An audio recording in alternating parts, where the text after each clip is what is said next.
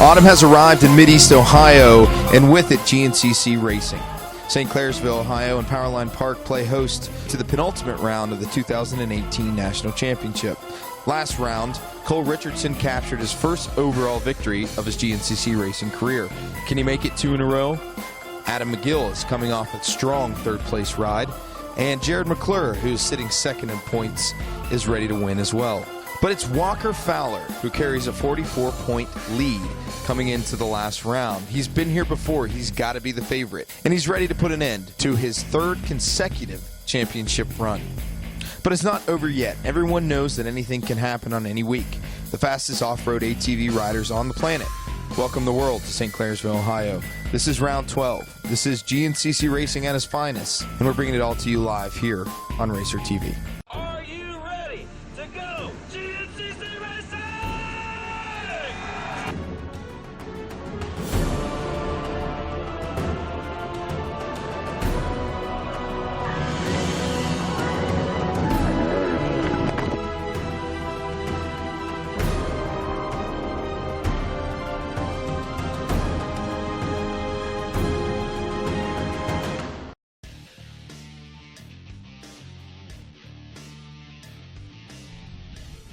Welcome to the AMSOIL GNCC Racing Series, an AMA National Championship. Well, Landon, what an incredible season we've had so far. As a matter of fact, in the XC1, only the third time in GNCC history we've had 6 different winners.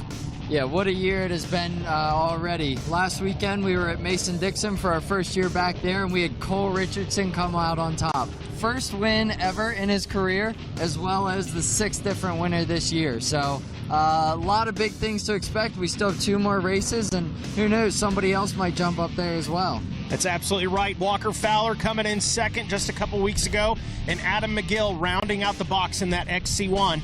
And then, of course, the XC2. Yeah, XC2 was good. We had Hunter Hart back up on top.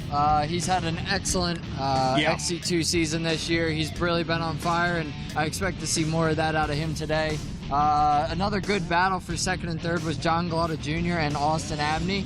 I think they'll be there fighting for that top spot just as much as Hunter is.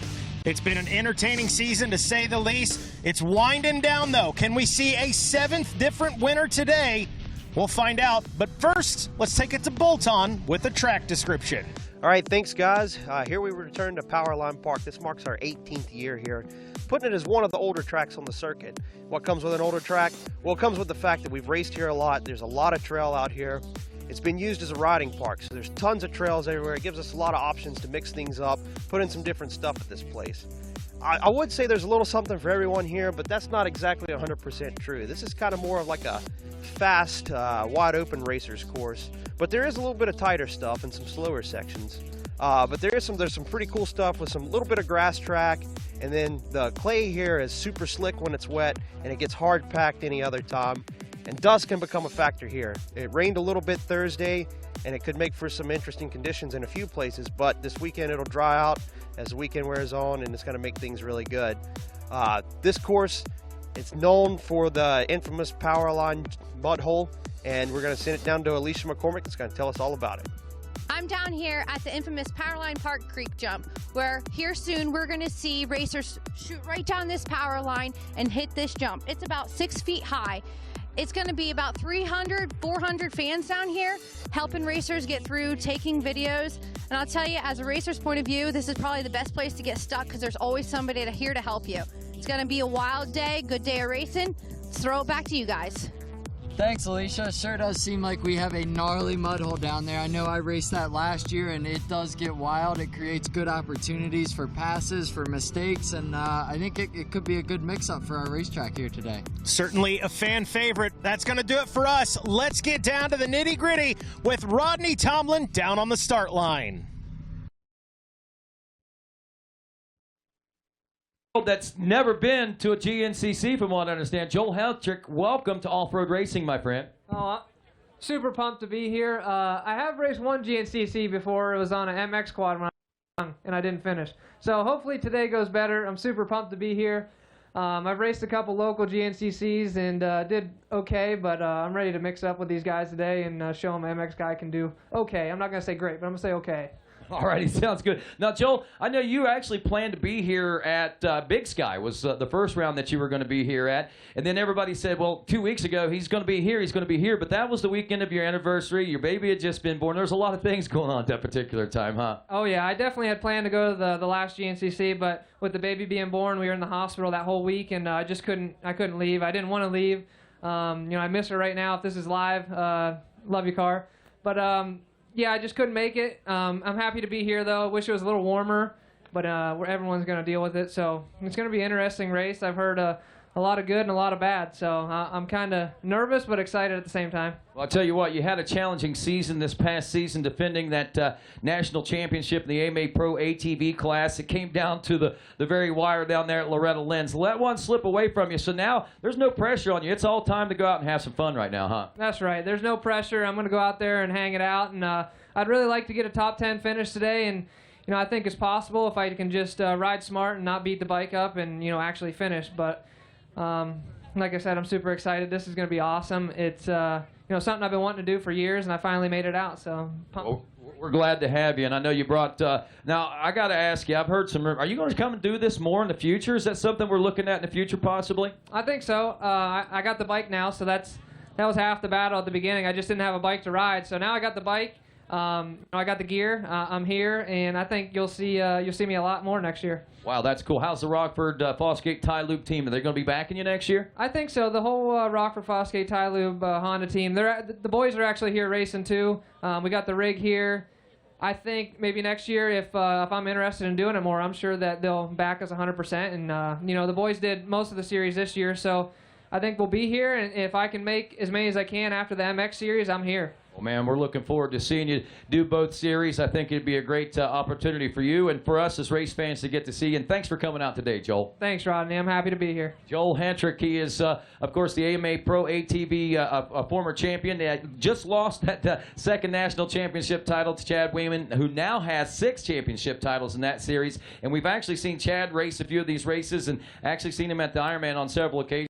Maybe quite possibly we might see him back out there again. And we might see a lot of those guys crossing over here at the end of the season as we look forward to the end of this year and obviously looking forward to what is going to be taking place in 2019. Right now we are in the holding pattern. As a matter of fact, what we've got going on is we had, a great start to our race this morning. 8 o'clock, youth racers got off and rolling. Didn't have too much of a problem traversing the track. We got our single seat races, which is kind of like the side-by-sides, but only single seats. Polaris Aces, they raced this morning at 9 o'clock.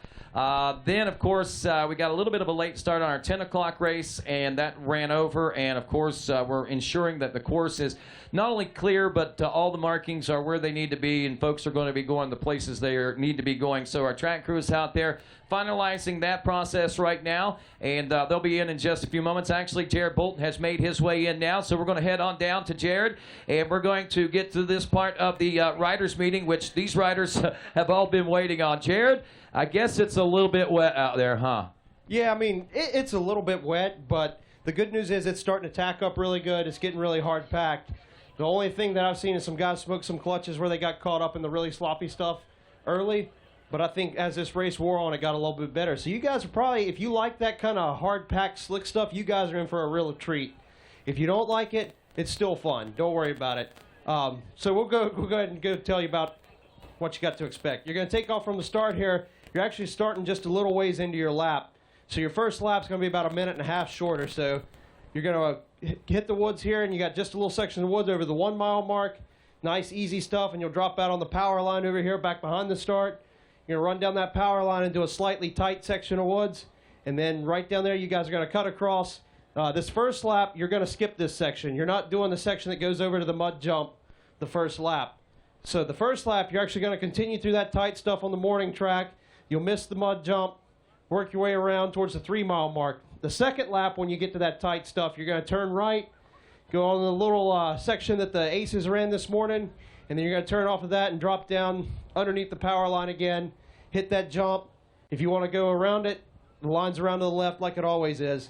That'll take you back into the woods, pick back up where you went the first lap. That'll take you all the way around to another optional section. You got a long downhill, and you can either go straight up the hill on the other side, go right and go out and around the long way.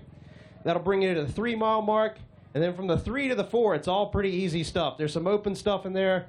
You guys won't have any trouble with it. It's good stuff. That'll take you all the way over to the 4. You guys will not see the 5 mile mark. It's on a bike only section. You're skipping that, so don't worry about it. You'll continue on through, it kind of goes back and forth. There's some open stuff, there's some tight stuff that'll take you over to the 6 mile mark, and then it opens up a little bit, zigzagging back and forth, kind of going around some of the old mud holes up top. That'll bring you over to the 7 mile mark where it tightens up again a little bit. And then it's there's some pretty good stuff in there. You got some faster stuff that'll take you over to the 8 mile mark, and then you're gonna run up a little, we call it the tunnel of love. The trees kind of grow up and over this field. Plenty of headroom, you ain't gonna worry about it. That'll take you up to another little fast field section. You'll drop down over the hill, back into the woods. That'll take you over to the 9 mile mark. When you get to the 9, you guys are splitting off from the morning track. You got some fast stuff that'll take you all the way around. You're gonna drop down to the 10 mile mark, long downhill into a rocky creek bottom. You're gonna run out that creek bottom, and then you got a long climb back up out the other side.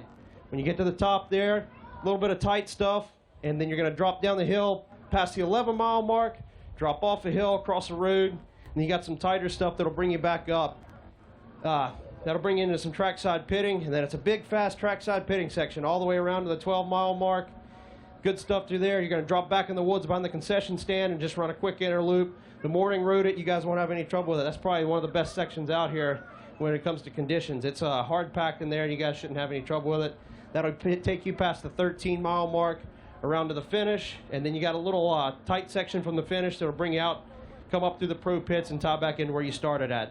So with that one little section cut out that just the bikes are running, you guys are gonna be right at 12 miles. A little bit long for you guys, which is good. It'll make things interesting, and it's gonna be a good race. So good luck, be safe, have fun, and pay attention to those arrows. Even if they've got mud on them, you can still tell which way they're pointing. All right, would they have mud on them today, really?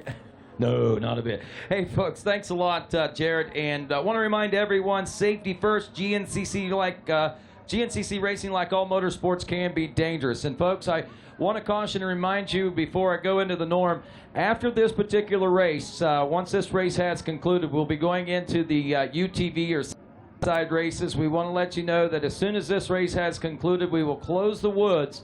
There will be no spectators and no one allowed in the woods until after the UTV race for safety purposes, and we appreciate your cooperation in advance. And again, speaking of safety first, racers, now that you've had an opportunity to inspect the course, have heard the race procedures and the description of the course, if you feel that either you or your machine is not prepared, then now is the time for you to withdraw for a complete refund of your entry fee, no questions asked. It is your responsibility to operate your machine in a safe manner, maintaining control at all times. Extreme caution is required when approaching areas with high concentrations of fans. Do not take unnecessary risks that endanger the safety of fans.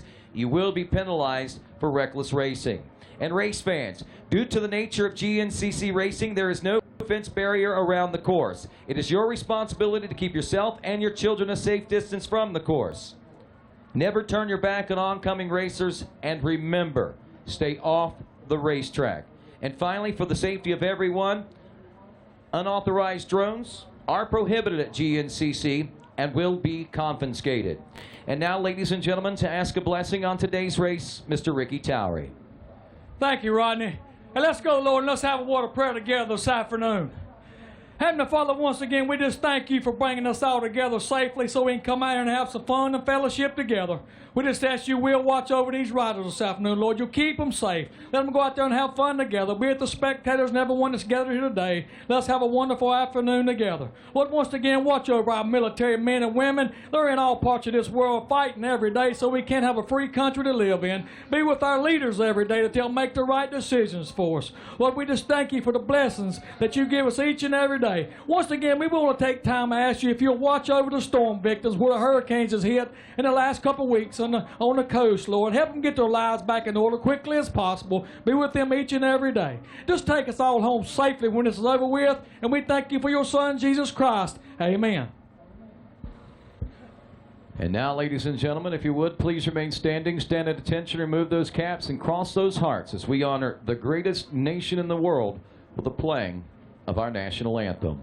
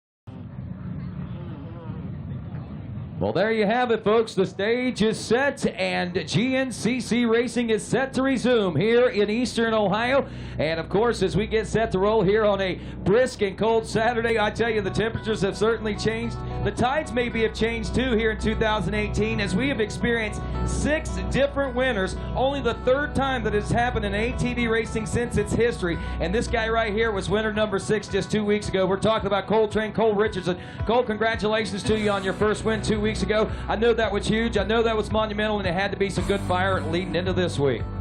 You know, it went great. We just put ourselves in the right position, you know, off the start, and luckily was able to stay with Walker, and just at the right spot at the right time, he was able to take the lead and, you know, pull home the win. But I don't want to get too far ahead of myself. You know, we still trained, you know, this last week. Like, I haven't gotten a win yet, and just don't want to let it get to my head too much. But it's kind of like having, you know, weight lifted off your shoulder, and kind of like nothing to worry about now.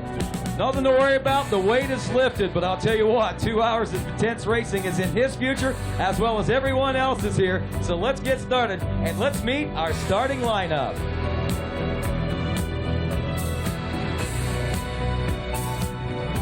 Rolling to the line first today, he rides aboard the number 1. He is a 3-time GNCC champion on the WFR, GBC, Fly Racing, Yamaha, backed Yamaha from Rogers, Ohio, Walker Fowler.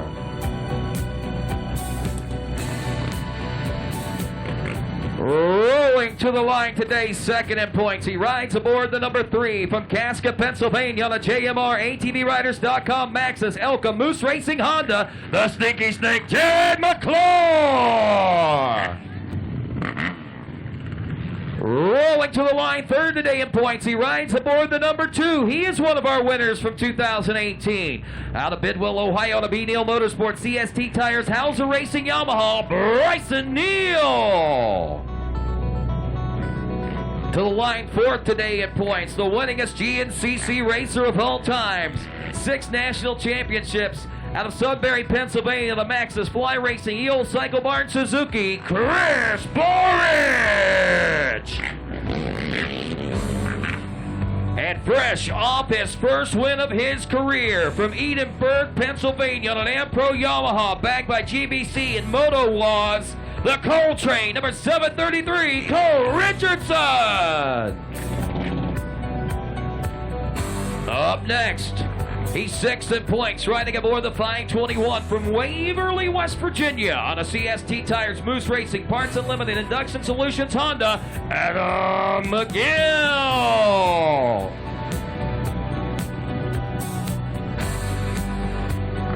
Up next, he is 7th in points. He rides aboard the number 9. He hails from Windsor, New York. Rookie this season on an MR Unlimited GBC Tires RJR Honda, Devin Feehan. Up next, he's 8th in points. He rides aboard the number 8 from Richford, New York on a Spider Graphics GBC Motorsports Moose Racing backed Honda, the Richford Rocket, Muddy Christopherson. Up next, he is 9th in points. He rides aboard the 741 from Myersville, Maryland on a GBC Motorsports RJR Solo Pilot Suzuki, WW Wesley Wolf. Rolling to the line today, 10th in points. He rides aboard the number 11 from Akron, Ohio on a B&R Motorsports, GBC Motorsports Hauser Racing Yamaha, Josh Merritt.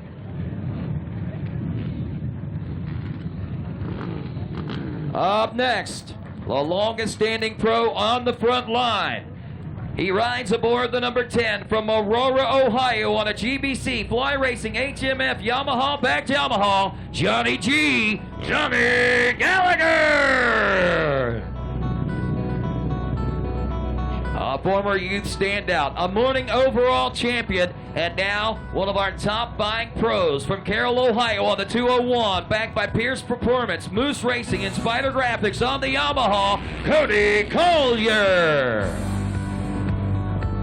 Riding aboard the number 12 from Ithaca, New York on a Custom Axis Goldspeed Hauser Racing Yamaha, Greg Covert.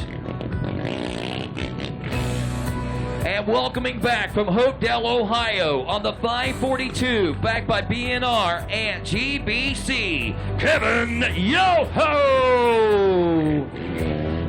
And last and certainly not least, making his XC1 Pro Racing debut, an AMA Pro ATV champion on a Rockford Fosgate Tie Lube Honda from Seneca, Pennsylvania, Joe Hetrick. Wow, I felt the energy from the crowd on that one. Our riders make their way onto the starting line now. The final few riders are picking their position on this starting line. Some 200 riders on the starting line for us here today. We've had several hundred riders on this course today and making things happen, laying out the track the way that we see it right now. And wow, it is going to be a barn burner indeed for sure. So folks, all I can say is sit back. If you're watching on RacerTV, buckle up because you're in for a ride, my friends. Can Joel Hetrick become a force in GNCC his first time out? That's a big question. It's also a big hat to wear, but we'll see if he can make it happen. But the big thing is, will Cole Richardson be able to get back out there to another great start? Will he be able to go for win number 2? What kind of pressure is on Walker Fowler now with 5 other racers that have won a race so far here in 2018? Is it playing havoc in the mind of the 3-time champion? Or does he have everything and all of his ducks in a row? Is he ready to make things happen and get back to his winning ways on his Yamaha? Right now, all attention turning down towards Ricky Towery, the maestro, if you will, the conductor of ceremonies as far as our starts are concerned here in the GNCC Racing Nation. And obviously, we are still a moment or so away from being ready to go as an all systems check is being done right now. Track crew ready, scoring ready, EMTs ready, you name it. The folks at the creek jump, are they ready? Has the track change has been made? Is it ready? Well, we're going through the final list right now to make that check and to make sure that all systems are go. And as Ricky makes his way out into that first turn region, I believe we can say systems are all go as we are ready to get up GNCC in 1 minute. 1 minute before the Powerline Park GNCC takes off and tears into the hills of Ohio. Right now, we are looking at 15 of the world premier off-road ATV pilots on road number 1 in our XC1 class. This, my friends, is certainly a nail-biting situation. Walker Fowler on the verge of possibly winning that championship today if things go his way. If things don't, we could see things change for sure. Shut him down, shut him down, shut him down, shut him down. We are now less than 30 seconds away from going racing here in Ohio. And as we look down this starting line, the 15 pros stare back at Ricky Towery. I got to ask you, Ohio race fans, are you ready to go GNCC racing? All right, it sounds like you might be, but I think we need a little more energy. We've got the best riders in the world on this starting line, so I'm going to ask you one more time, Ohio, are you ready to go Powerline Park GNCC racing?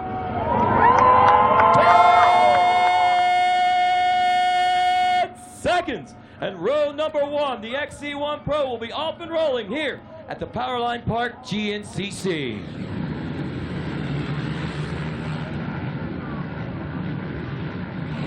Oh, shot up for grabs. It's going to be the number 3, Jared McClure. McClure, the sneaky stake with Walker Fowler right behind him. McClure picks up $250 in our whole shot award. XC2 Pro-Am, Hunter Hart, Drew Lander, Steve Covert, Tanner Walker. Also looking at Brody Livingood, Brandon Ho, Kenny Schick, Nick Royalty, Jordan Poplatsky, Hayden Nicholson, Wyatt Wilkin, Austin Abney, John Glotta, and Ronnie Rush. All ready to go here in the XC2 Pro-Am as Ricky Towery lets them know it's time to roll in 10 seconds.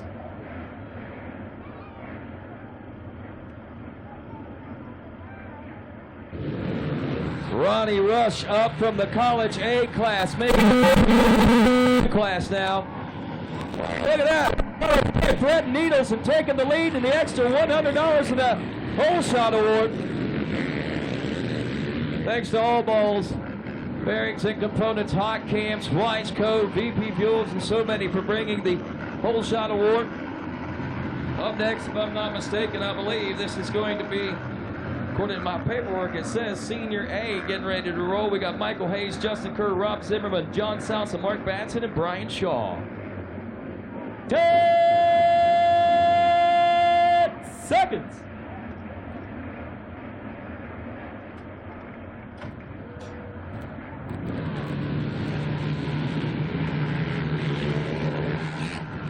And the Senior A 40-plus class rounds that first turn. 306, or 386, I'm sorry. Justin Kerr from Waynesburg, PA, Coastal Racing, Waynesburg, Yamaha, Barnhart, sponsored ride. College A, Joey Lambright, Andrew Bobnowski, Kate Vanderpool, Tyler Swindle, Logan Weiser, also Josh Britton, Matthew Blankenship, Wyatt Kemp, Casey Simmons, Noah Mickelson, Levi Joy, Seth Wilson, McCain Jennings, Silverthorne, Corey Vandeliner. 10 seconds. Eli Kiger, Cameron Avian, Mikey Nichols.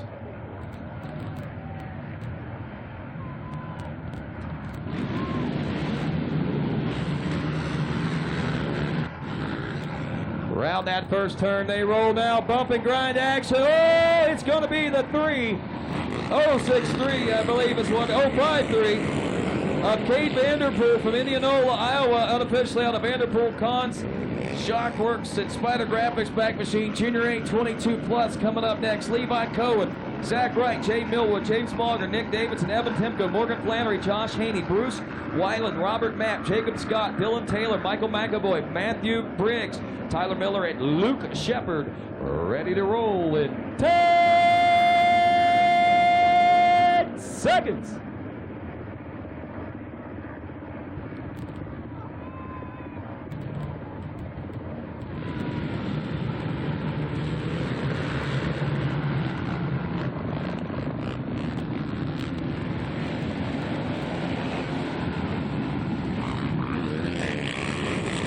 Wow, about 3 different guys. Zach Wright was one of those guys, but he lost that early lead, unfortunately, in the Band 8 class. We got Big Papa P, Jeff Pickens, also A.J. Kuntz, the Marlboro Man, Tom Ascala, James Green, Dallas Goins, Travis Brandt, Jeremy Gouchard, Brad Wilson, Chris Conklin, and Corbin Knox all ready to roll in 10 seconds.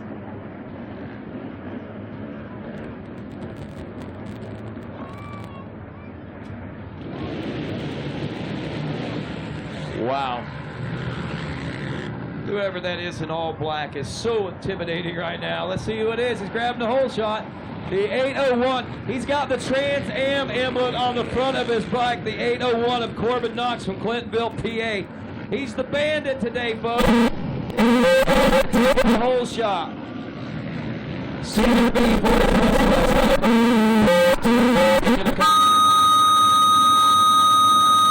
Kevin Hinderleiter.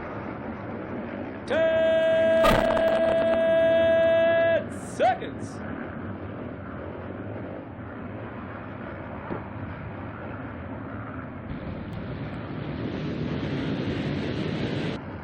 Senior B are off and rolling now. Rounding that first turn now. And it is 292.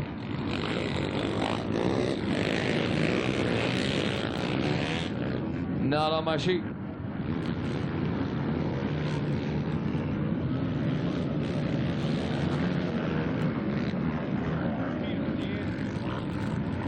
Peter Dandria with the whole shot on that one, I believe, as we go next to the College B class. 10 seconds. Jeremy Ladon, Grayson Eller, Payton Dalton, also Dylan, Judy, Matthew, Cooker, Ben Wilson, Alan Daniels, Clark Anderson, Matthew Gold, Jason Hughes, Corey Miller, Levi Myers, Colton Kendall, Carson Bradley, Jared Lambright, Ben Peterson, Alec Vanderpool, Noah Gengler, Chase Allison, Tyler Poole, Tanner Green, Chase Denny, Jonathan Crimebull, also Michael Orabello, Rhett Cox, Tyler Rumke, Brandon Getz, and Joseph Cummings. And it is the 617 of Chase Denny out of Jackson, Ohio, my hometown. Old Chase Denny getting the hole shot. And Jeremy Ladon goes down hard in this second turn. He is the now champion, I believe, of the class.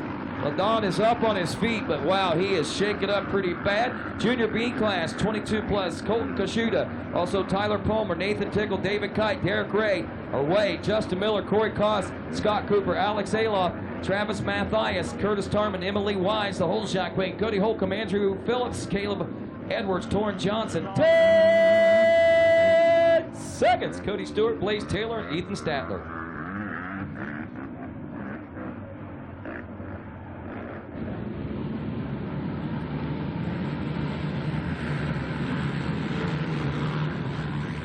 Around that first turn.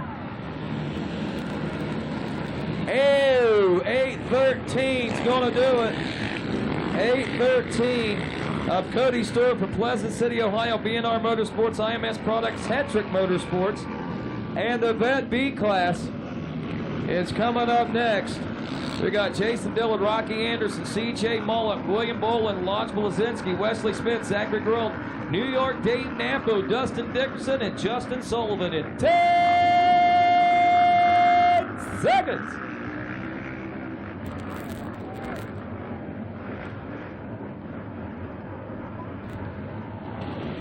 Oh, would the real Dave Nampo please stand up? He got his hair dyed just like Slim Shady. There we go. Who's this out front? Looks like the 122. That is Rocky Anderson from Greensburg, Pennsylvania on a qualified racing road bushback machine. And that, my friends, is going to ramp up this start here today. As we look out onto the start, looks like we got one more still to go down here. We got one start. Don't cross the start, guys. Don't cross the start. One's coming. And there goes our final starter now as he makes his way into the woods here in St. Clairsville, Ohio. My friends, that's going to wrap up our start. We've got some great things going on. Can we have a 7th winner in ATV racing this year after today's race? Will Train be able to pull off his 2nd win, or Walker Power or somebody else get back into their winning ways in the top of that box? GNCC Live continues after this.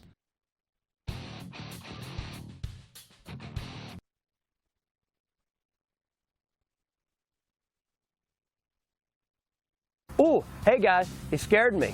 It's a Gator here, wanting to make sure you and I mean you, in there, are tuned in to watch GNCC Live on RacerTV.com. Peace.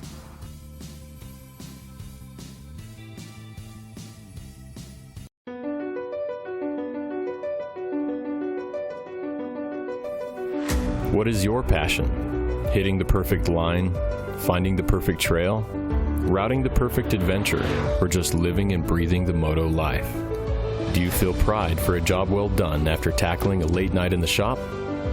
Do you enjoy time spent with friends and family in the great outdoors? Spanning over 3 decades, one name has taken the lead for supplying the best powersport parts, accessories, and apparel to fuel your passion. One name that knows it goes beyond getting you the best prices, quickest shipping, or largest selection. One name that builds and innovates for our industry.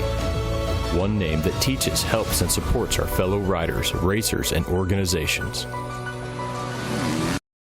We handle your races, your jumps, and your trails. Isn't it time you give your daily driver the same love? AMSOIL's Signature Series Synthetic Motor Oil delivers 75% more engine protection against horsepower loss and wear than required by a leading industry standard. AMSOIL also offers a full family of ATV, UTV lubricants, giving you above and beyond fortification for your weekday and weekend vehicles. AMSOIL, devoted to protection.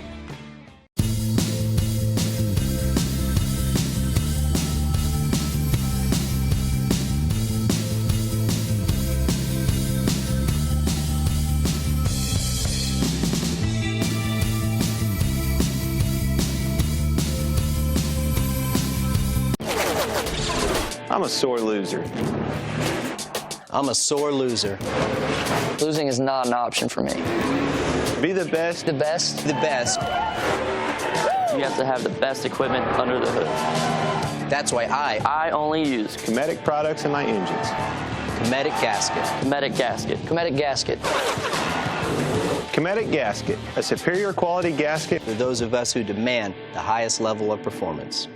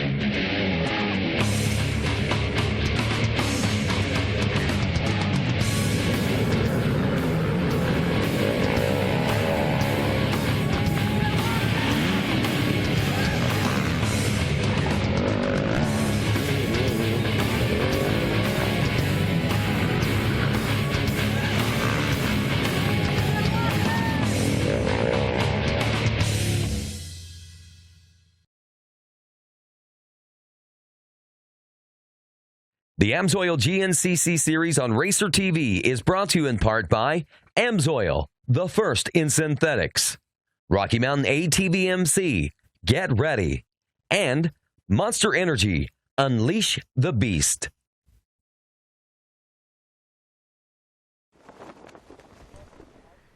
And welcome back to GNCC Live. Mikey Wayne's here in the booth alongside Landon Wolf, and we'll be joined by the voice you've already heard down on the start line with those iconic 10-second calls. That's Rodney Tomlin. We're here for round number 12 of the GNCC Racing Series Powerline Park in beautiful St. Clairsville, Ohio for the 2-hour Pro ATV race. Already off and rolling, Jared McClure taking the whole shot, Hunter Hart taking it in the XC2. And there you go, a nice view of what is Powerline Park here in St. Clairsville, Ohio. Look at all those RVs, man. That's just a beautiful sight. And Landon Wolf with us here in the booth. And Landon, well, let's take a look at the track map. So we got the track map up there for these guys. What, about a 13-mile course? A little bit longer, I think, than what the ATVs have ran most of the season here.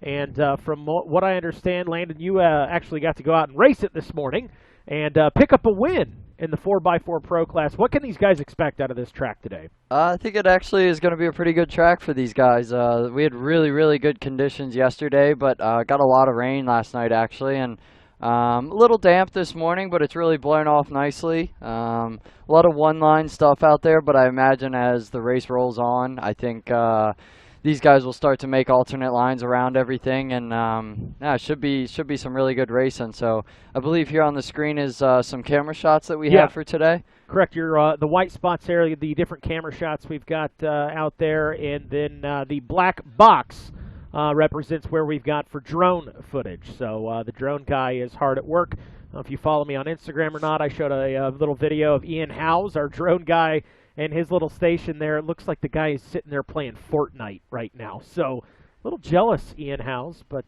is what it is. Well, but again, guys, out here for the Pro ATV race, a 2-hour event today, and Walker Fowler, your leader in the points. There we go. That is where all the spectators go. The Monster Mile right there. Again, this may not be an actual mile, but that is the mud hole jump. And if you guys remember last year, it was a little more gnarly for the bikes on Sunday, but the ATVs as well. This is always fun to watch. You could literally almost set the camera here for the entire race, and we'd be happy and content watching these guys. And you can see, there you go, out in full as a GNCC Racing Nation. Some of those mud fleas will be helping these guys here in a little bit. But talking about as we come into this, as the fans wave to us, Walker Fowler well in control at the points lead. But, man, you look at second place coming into today. Bryson Neal, Jared McClure, Chris Borich, all with a very realistic shot at wrapping up a second place spot. And there we go. It kind of blipped out. So that was Kevin Yoho there. So we definitely came in here in the middle of the pack. But Kevin, there's Bryson Neal. I think Adam and Wesley were in there as well. Cody Collier there. This is out near the big open field section by the entrance of the track for people that are here that have come in. We don't get to run the field section there anymore because it is now full of cattle. It is, yeah. But Josh Merritt rolling through there. This is maybe the 8-mile marker here, but Johnny Gallagher rolling through. Seems like everybody's pretty close, pretty tight-knit group here on the first lap, which I kind of expected. One thing we definitely saw, there's Hunter Hart from the XC2 class already in there. Austin Abney keeping pressure on him. Oh, yeah. But like I was saying this morning when we raced, normally, things get spread out by the end of the first lap, maybe into the second lap. But I tell you, we had a train rolling in the 4x4 Pro class for 16 of riders. us. You guys this morning in the 4x4 Pros came in one right after another. Right. We might be seeing some of the same stuff here this afternoon. I think we're going to see a similar situation. One thing we do know is XC2 is definitely spread out a little bit, but XC1 seemed like they were pretty close.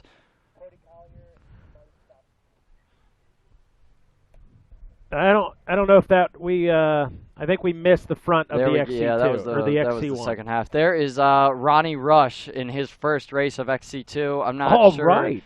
He might have been third, fourth, something like that in XC2, but he had a good start. This is his debut, and I'm sure he's hungry for a podium first race out. And he's had a lot of top amateurs over this season, or last season rather. But yeah, that's pretty awesome to see Ronnie out there rolling. We've also got Joel Hetrick with us. I totally forgot Joel about Hetrick that actually. Racing with us this weekend. Got a good XC1. start.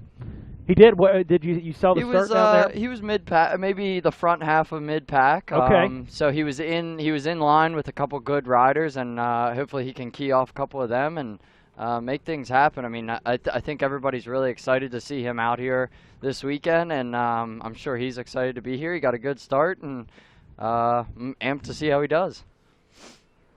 Well, there is the drone view of what I believe is the mud hole. They got options, though. Am I right, Landon? You can either take the jump, or you can. There's a much longer way around it. As we were, can we put that back up? The top. There we go. The top 10 in the XC1 in the XC2. There we go, XC1. Thank you.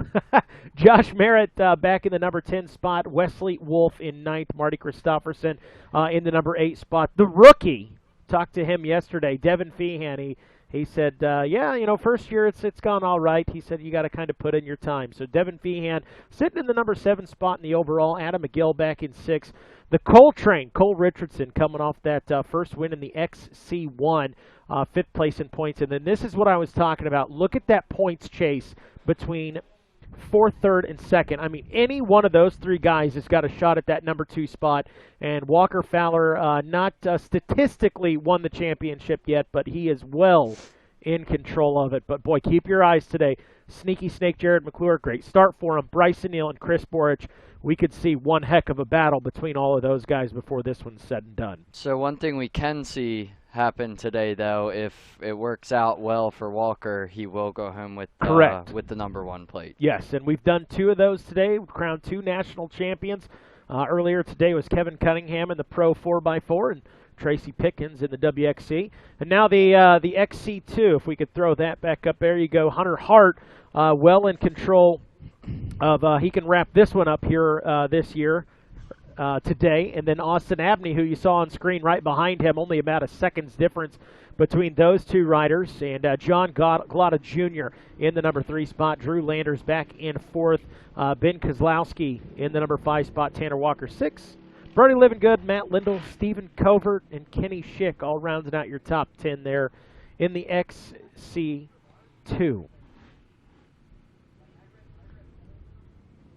So Hunter Hart looking to capture his XC2 championship. See how he does out there. I believe Devin Feehan took that from him last year in the XC2 and moved up into the XC1 this year as a rookie. Be interesting to see what kind of decision Hunter Hart makes when this year is said and done. Yeah, so I actually got a chance to talk to Hunter a little bit, and I'm not so sure he's made a final decision yet, but it definitely sounds like he is going to be lining up on the front row in 2 weeks at Ironman. That will be sick. Yeah. I heard some rumors about that too, but yeah, that'll be pretty awesome. So we might be able to see. Be cool to get a taste of that and see where he stacks up with everybody and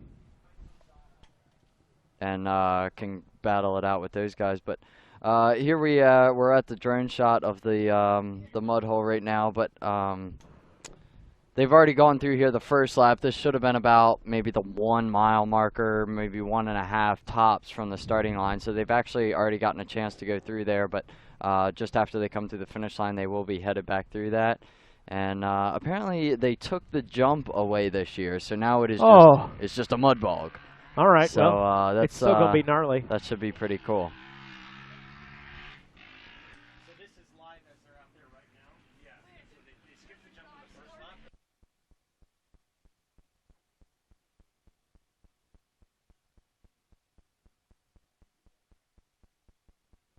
lap? Okay, so we've got perfect. So in the XC1, after the what would have been the jump they skipped, is Jared McClure out in front. So Sneaky Snake, after taking the whole shot, is out in front. Cole Richardson, the Cole Train, how about it, in the number 2 spot. Getting reports Chris Borich in the number 3 position with Bryson Neal in 4th. Cody Collier in the number 5 spot, and Marty Christopherson behind him. These are all your checkpoints, correct. Greg Covert behind him, Josh Merritt behind him, Johnny Gallagher, Devin Feehan, and then Walker Fowler way back in the pack. Adam McGill behind him in the number 12 spot. Those are all your XC1 guys. XC2, well, I guess it isn't all X. Yeah, there you go. Hunter Hart out in the number 1 spot in XC2, checked into that first checkpoint. So these guys moving along. How about that start for some of those guys out there? Heck of a start to the Powerline Park here in St. Clairsville, Ohio. Jared McClure. Say that again there, Adam. Breaking up a little bit. I believe, there we go. Okay, so I think we, coming into today, we had a chance to talk with some of the pro riders, and one of which was the Hunter Hart, your leader in the XC2. Yeah, for sure. It's been an awesome season. For sure, we were 8 wins on the season, 7 in a row, and we're hoping for another good day out here in St. Clairsville. It's a little cold, but just finished spiking the track, and it definitely looks like a great day for sure. I can't wait for tomorrow. They cut out one of the big pieces of field sections, which was kind of crazy. That was actually a cow pasture this year. The creek jump looks to be about the same, and other than that, it looks like there's a lot of fresh cut out there, which definitely looks like it's going to be a nice, fun, flowy track for tomorrow. So there you go. There's the words from Hunter Hart himself coming into today's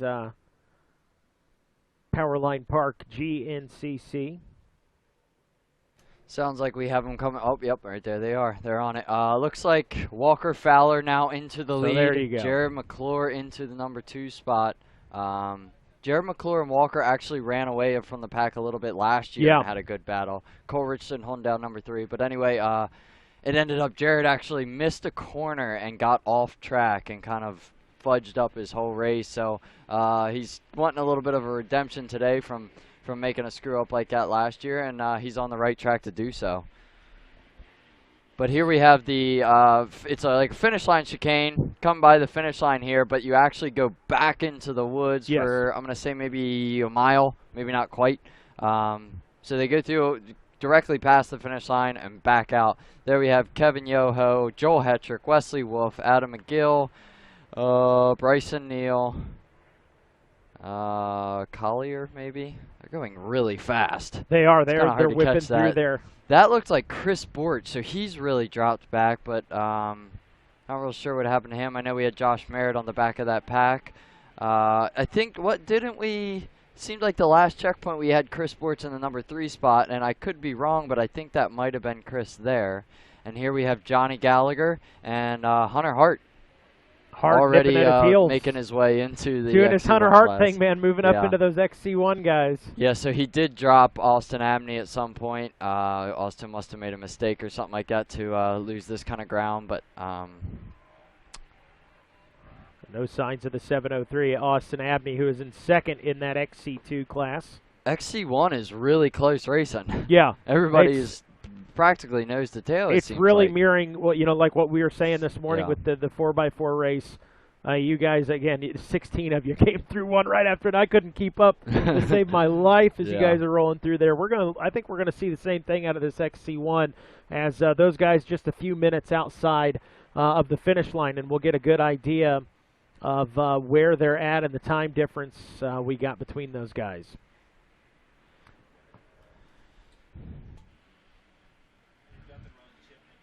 Yeah, so any second now, like I said, they run that finish line chicane back out into the woods, and then they're going to be coming out there at the top right side of your screen any second now. And then we got that, 2 U-turns and a left-hander through the finish line, and then back out, back past the starting line, and won't be long till we're back at the creek jump, or not creek jump, but creek crossing now. Creek crossing now. Fair enough. It's still wild regardless. Yeah, I think it might actually get a bit more wild because normally, especially for the XC1 guys, because for the XC1 guys last year, they were jumping right over the mud, hardly touching any sort of mud, but this year they have no option other than to find their way through it. So I tell you, Joel Hetrick's had a really, really good first lap, and I expected him to do well here, but he's really impressing me. But it looks like here we have Walker Fowler and Jared McClure trying to put a little time on everybody. Cole Richardson is not letting them go just yet. He's hanging in there strong, but it looks like Cole also has a little bit of a gap back to the number 4 spot. So there you go. The number 1 of Walker Fowler checks in first. The time difference, you saw it right there on screen. Jared McClure behind him. 1.275 the official time, that just over a second's difference there. And then the Coltrane, the 733 Yamaha at a PA in the number 3 spot, 5 seconds behind Jared McClure. And then that's where we've got the gap. So those top so we 2 have guys a little bit of there. a gap. Top 2 have a couple seconds on Cole, 5. And then we still have not seen the number 4. Now it really looks like ripping through. Kevin Yoho, but look who was putting pressure on him. Joel Hetrick. He's wanting to pass, and then right behind Joel we have Wesley Wolf. So they are 2 motocross guys. I expect them to get out in this field. They'll get to work quickly, I'm sure. Yeah, how about it? The 542 Yamaha, a Kevin Yoho in the number 4 spot, and welcome to GNCC XC1, Mr. Joel Hetrick in the number 5 spot. Quite Good impressive. Lord. So what's the gap from Cole back to Kevin? What do we have? 40 seconds. 40, yeah. So it's a little bit of a gap. But one thing I definitely did notice earlier today, racing, I said it a little bit earlier, it's a little bit of a one-line track out there. There's not too many opportunities for passing. Great track, but just, you know, a little snug. We've been racing here a long time. I think we've used up a lot of the alternate lines. But lap traffic, I think, and I know I say this a lot, but I think at this race it really could, a lot of times it can hurt the leader and help the follower. So we'll be anxious to see that. But here we have Kevin Yoho, Joel Hetrick. Joel's looks like he's got something rolling off his goggles. Wesley looks like he stopped. He did. I tell you, Chris Borch, I don't know where he is at. I'm thinking we missed him, but he checked in the number 12 spot, but we've also had some of the YXC, I'm on the morning race. Yeah, the XC2 guys have checked in. Hunter Hart checked in first place in the XC2. That puts him with the time adjustment up into the number 4 position. And Austin Abney, we must have missed him. Austin Abney only 2.296 seconds behind Hunter. Okay. So he's actually in the number 5 spot in the overall and 2nd in the class. 4th and 5th overall from the XC2 line. What a first lap. It's exciting, man. Yeah, this it is, race it today is. has been kind of crazy. The youth race was chaos. Your guys' race was insane.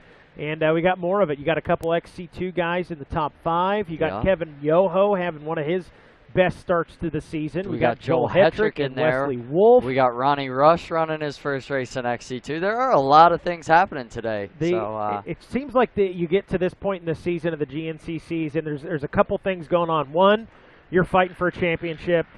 2, you're fighting to just have a better national number for next season, a number 2, a number 3, a number 4, what have you.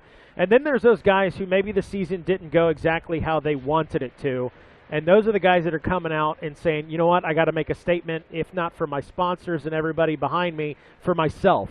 I want to be able to carry some momentum into next season, and I'm going to go out here and give it everything I've got. And I think that's a little bit of what we're seeing out there today is these guys, I'm not going to say overachieving, because they're the pros, the best in the country, but it's pretty impressive. It's tough because every single one of these guys, or not every single one of them, but most of them, they all want it so bad. You know, I don't know.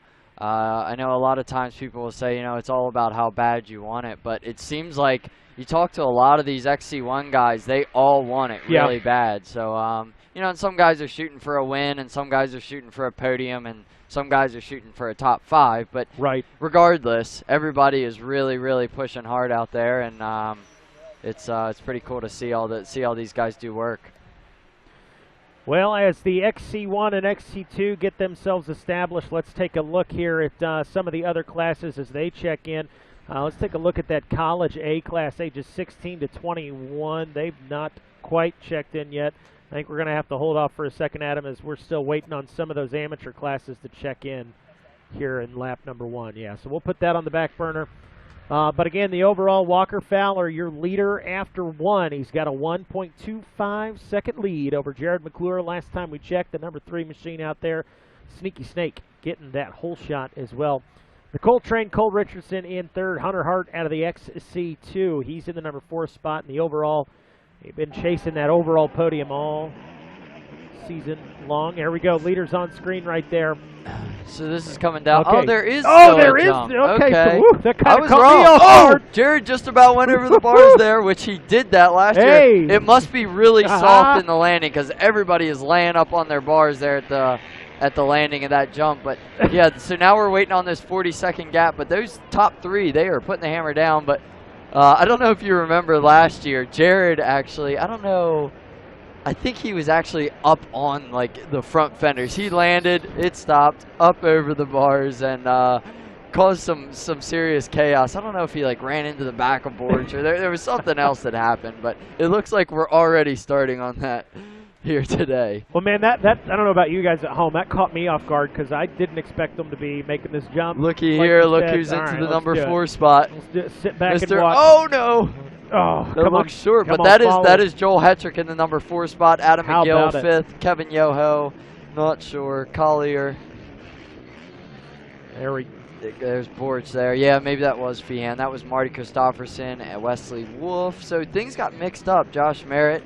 I wonder how long that landing will hold up. I know last year it really deteriorated quick. There's Hunter Hart, and should have Abney. Well, no, Johnny first. Johnny G, then 703. There's Abney. There he is. Yep. It's one of those, this jump, I don't know, people at home are probably sitting there, and every time an ATV goes over it, I'm sure they're sitting there saying, send it, send it, send it. Yeah. Every time. Yep. So, Brandon, there you go. Rodney jumping in the booth. Brandon Hogue, another ATV motocrosser out there with us, running the XC2 class, man. But again, I'm blown away. Kevin Yoho, the 542, and Joel Hetrick. That's I know we're only a lap into this race, but that is just one impressive start from those guys. Joel Hetrick mentioned before the race, he said, I'm not going to come out here and show them what's up, but I want to do my part. I think I can do pretty well. He's, what are we, half hour? How long was the first lap? Maybe half hour? 25 minutes? 27 and a half. So he's over a half hour. What are the motocross motos? 18 plus 2 laps, so we'll just say 21 to 24, whatever. So he's already past that, and he's still making passes, heading forward. So, I mean, I'm sure Joel trained for this. He knew what he was getting into, and I tell you, he's really impressing me so far. He's up into the number 4 spot already. So good for him. One thing I did notice on the starting line, coming from a motocross background, they run the small tanks. Yeah. So he got an oversized tank, but he did not get a quick fill on his bike. Uh-oh. So they're going to have the old-fashioned gas can, dump it in the tank instead of the NASCAR quick fill stop. So, baby steps. Yeah. I bet once he realizes how much time he loses in the pits this race, maybe at Ironman he'll have one. But who knows? Maybe he'll position himself just right and it won't hurt him at all. So cool to see him doing this well, though. As we roll on here again, the XC1 and XC2 doing work out there. As we take a look at some of the amateur classes, the College A, 16 to 21, Eli Kiger out in front. Matthew Blankenship behind him in the number 2 spot. Check out Matthew Blankenship's radio spot on Quad Radio with Rodney Tomlin. That was on, this last couple of weeks, 3 weeks ago. Seth Wilson in the number 3 spot in that College A with Tyler Swindle in the number 4 position, and Casey Simmons rounding out your top 5. And in the Junior A, your 22-plus class, Josh Haney out in front, Levi Cohen in the number 2 spot. The 531 Yamaha, Michael McAvoy in 3rd. Dylan Taylor 4th place, and Bruce Weiland Jr. rounding out your top 5 there. Your Vet A 30-plus, Tom Kuntz. They don't call him Tom Kuntz, they call him something else. AJ Kuntz, there you go. I asked him about that. I was like, man, what's the AJ thing about? And he's like, honestly, it's only in racing everybody calls me AJ Kuntz. He said it works, everybody calls me Tom. So there you go. The AJ Kuntz in GNCC's world. Corbin Knox in the number 2 spot. Dallas Goins in 3rd, and James Green rounding out your top 4 there. Your Senior A 40-plus, Rob Zimmerman out in front. Justin Kerr behind him by about 17 and a half seconds. The number 828 of Brian Shaw's in 3rd. John Souza in the number 4 spot, and Mark Batson rounds out your top 5. Waiting on some of those B classes to check in yet, but some of those other amateur classes working their way into lap number 2.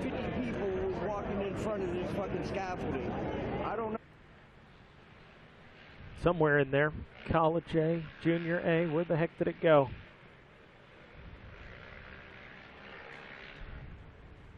So again, you're looking at the Monster Mile. We always kind of joke about it. It may not be a mile, and today it's not, but boy, it's going to feel like a mile. It's always going to feel like it. And you guys may not know it from looking at the screen. Well, you do know it because everybody's bundled up. It's chilly here in St. Clairsville, Ohio. It's cold here. I think pretty much the entire East Coast was in the 70s on Wednesday, and then Thursday, fall finally decided to show up. and welcome us to GNCC for round number 12.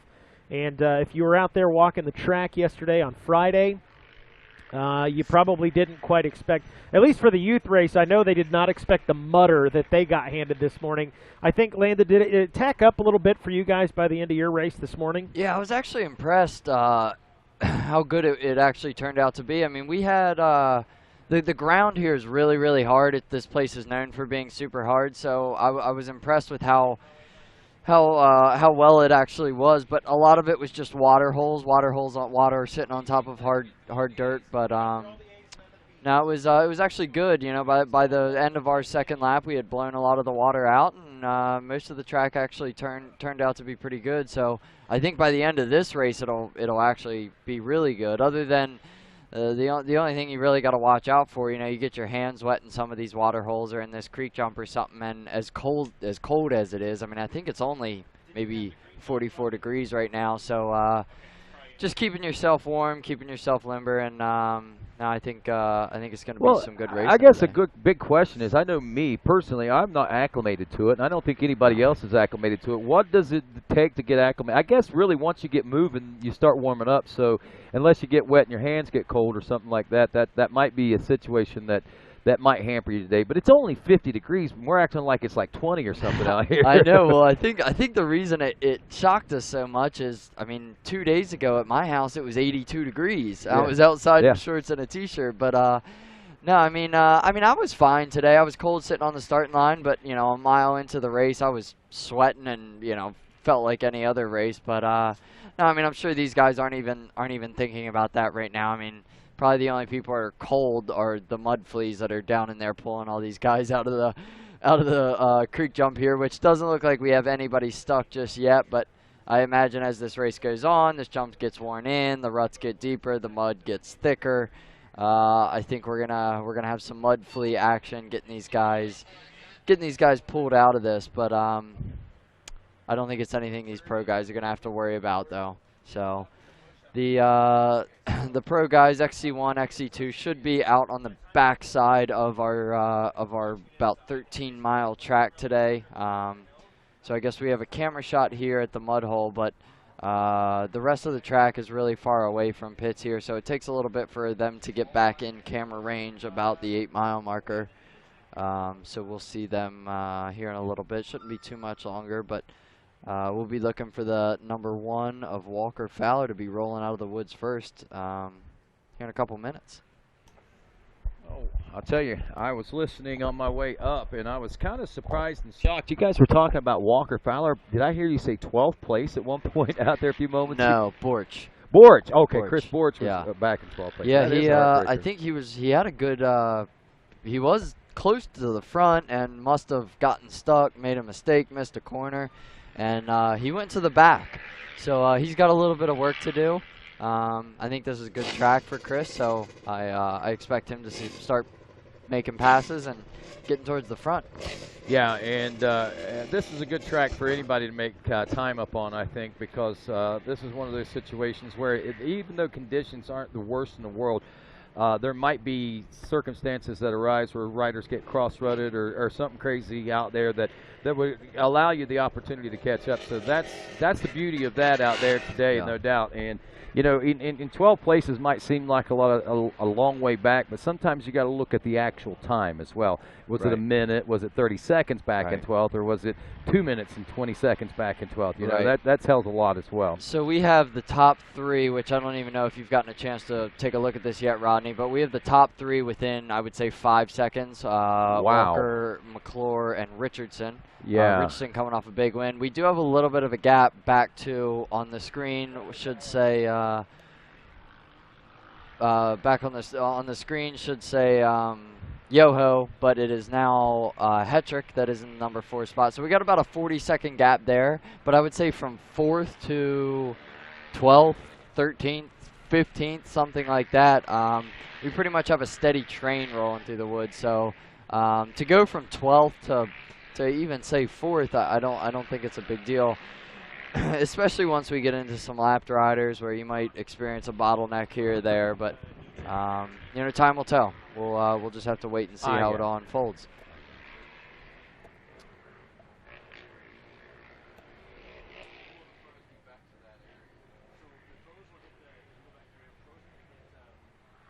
Here we have a couple of the amateur riders rolling around the backside of the starting line. Just now finishing up their first lap as we wait for these XC1 guys to roll around into the field section.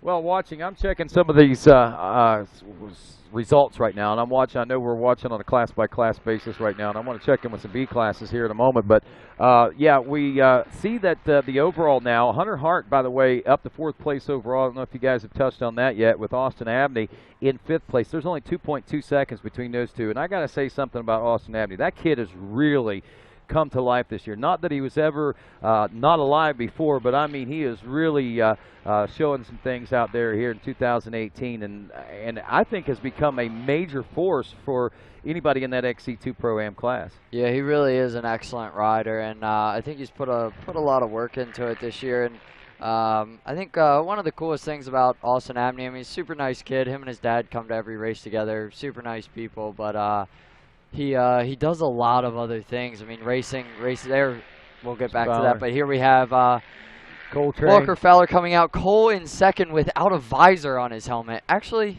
no, I think we missed Jared. It looks like Jared might be in the lead. Actually, then yeah, Walker, yep. then Cole. But Cole did not have a visor on his helmet, unless I was missing something. But it definitely didn't look like he had one there. But he said, "Don't need it. Let's roll. Let's keep going." And they're putting the hammer down. I wish I would have put a timer on them to see how far. I guess, will you be able to tell how far back he was? I think there's about a second in between them. Not quite a second in between Richardson and McClure. I'm not right, sure but I'm just saying when the next guys come through. Originally they were 40 seconds back. Yeah, he's 17. Adam McGill should be. That's 17:05. I don't know. I can't tell. Yeah. So here we have Adam McGill now up into the number 4 spot. So first it was Kevin, then it was Joel, now it's Adam. And unfortunately, it looks like our camera has froze. I don't think we missed anybody there. Looks like we have a little bit of a gap back to the number 5 spot. I tell you, I'm actually really surprised how people are spreading out here on this second lap.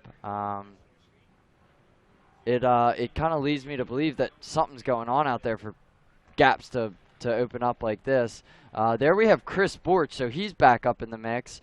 I'm not positive who those people were in front of him because camera had a little bit of a glitch to it. But there we have Kevin Yoho. Yeah, I think the only other pro ahead of Chris Borch right now, as we saw, was Bryson Neal, I think was the okay, rider. Yeah, it should have been Bryson, actually. So I know there were some other riders that came through, but that, as far as pro class goes, that's the way that was looking there. Yeah, there goes Hunter Hart on the number 7 machine in XC2. Johnny Gallagher right there behind him. I'm imagining that Joel did go through. We just missed him. There's Austin Abney, so he has dropped back a little bit from that 2-second gap that Hunter had on him. See that Collier's checked in at the 8 mile, I believe. We there. saw Collier. We saw Marty Christopherson. Hunter Hart's also came through as well, so yeah. Hunter's right there in the mix of things. Johnny is right in between he and Greg Covert now, it looks like. And I'm thinking that maybe Hunter might have shaken Austin Abney. I'm not sure how close Austin Abney was whenever he came through that time. I would say maybe 10 seconds now. He's got a little bit of a gap on him, but it ain't ever. So here we are back to the creek jump for some of the amateur riders rolling through.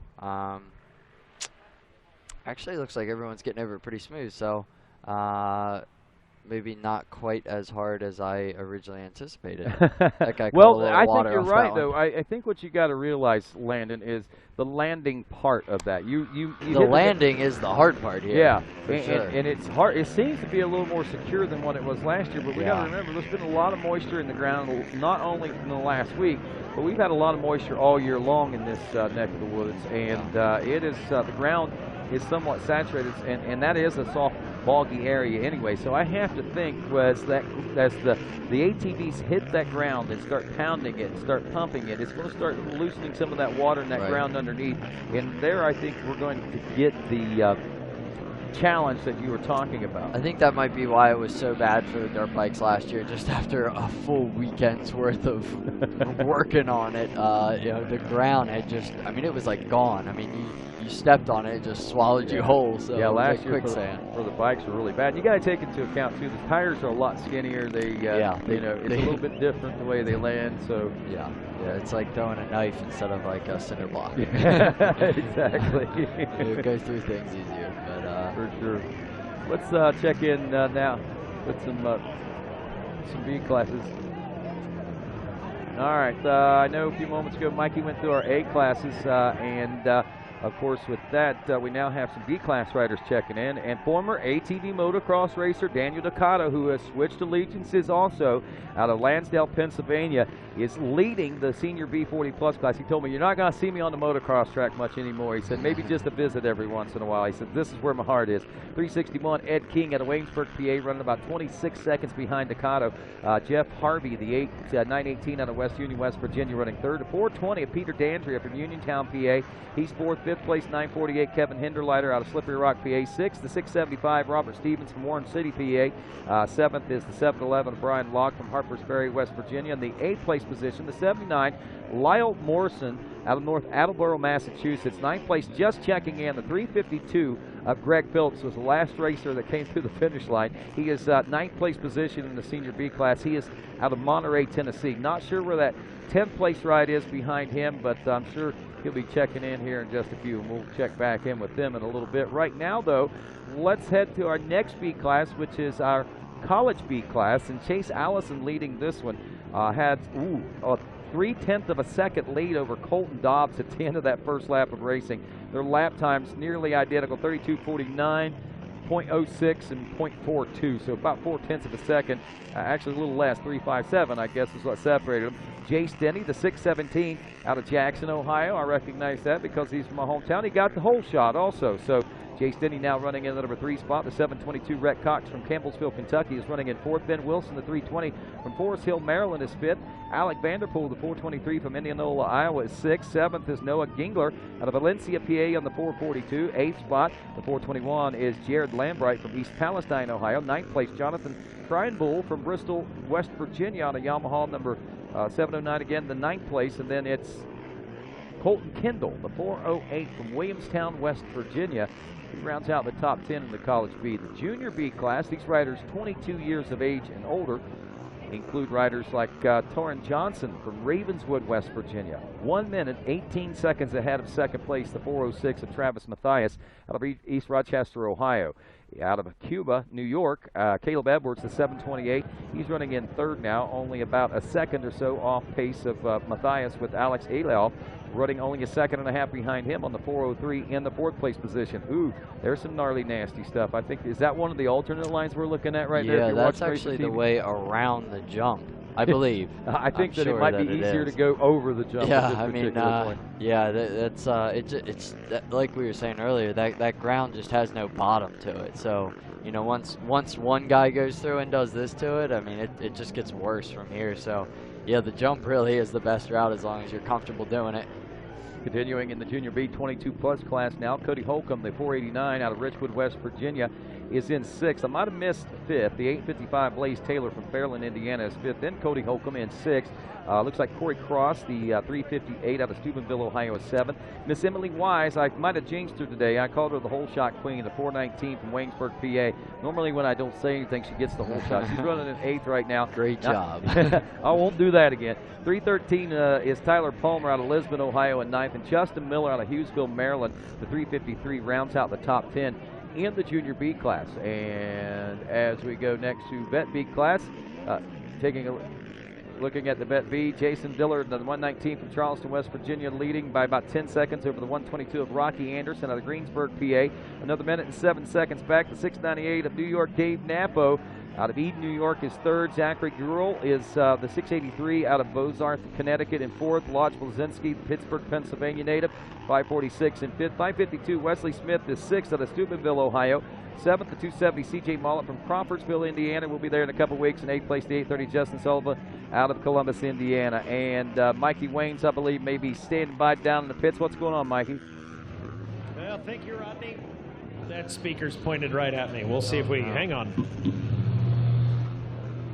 Let's crank that down. Well, we'll see how this works out. Devin Feehan is who I'm with, and, well, this is not where you're supposed to be, man. What the heck happened out there? No, yeah. You know, I made it back to the 2-mile marker, and it felt like someone was standing on my rear brake, but turns out we lost the drain bolt, and the crank let go on us. So it's pretty unfortunate. Definitely don't want to be sidelined watching the race, but it is what it is, and we'll regroup and come back. Come back. One more race to go. Ironman, talk to us a little bit real quick about this rookie season, man. What's it been like stepping up to the XC1? It's been a big move, huge learning curve for me. We've been learning a lot, and you know, it's just part of the process, and you know, I'm willing to put in all the work and, you know, keep hard at it. You certainly will, man. Come back strong. Come back, kick some butt there in Ironman. Tough break, Devin Feehan.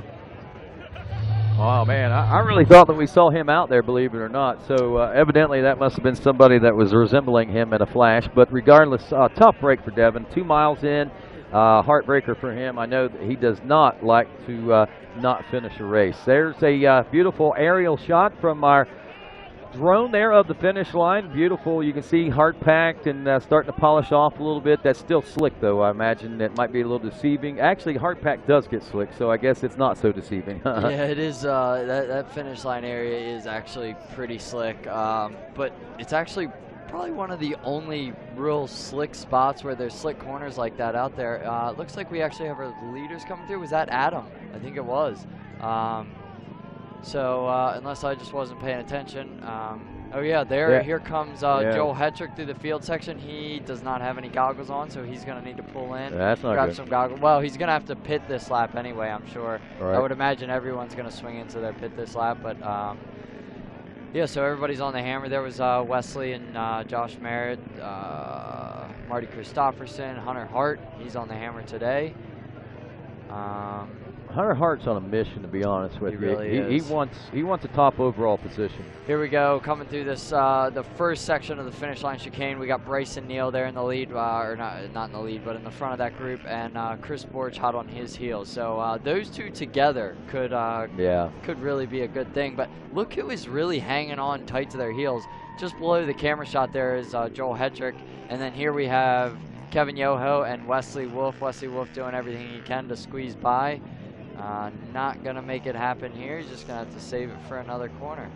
Well, we're about a minute in when we expected these riders to check in, but we got to remember the second lap is usually, all laps are a little longer than the first lap. Yeah. So generally about 3 to 5 minutes longer is the second lap. So I would say we're probably going to be, what did you start at, near the 1 mile marker today? Yeah, probably right around there. So we're probably going to be looking somewhere in the neighborhood of about 3 minute longer, so probably right around that 30-minute mark. Here we have our leaders coming into the finish line chicane. Jared McClure back into the lead, holding on to it. Walker Fowler right behind him, and Cole Richardson hanging in there. We got a really good battle here for the #1 spot.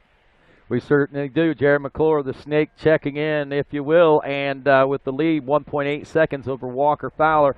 And right now, Cole Richardson right where he wants to be, in the shadows of the first-place rider and second-place rider. He may be in third, but he is, believe me, in position to strike and strike hard.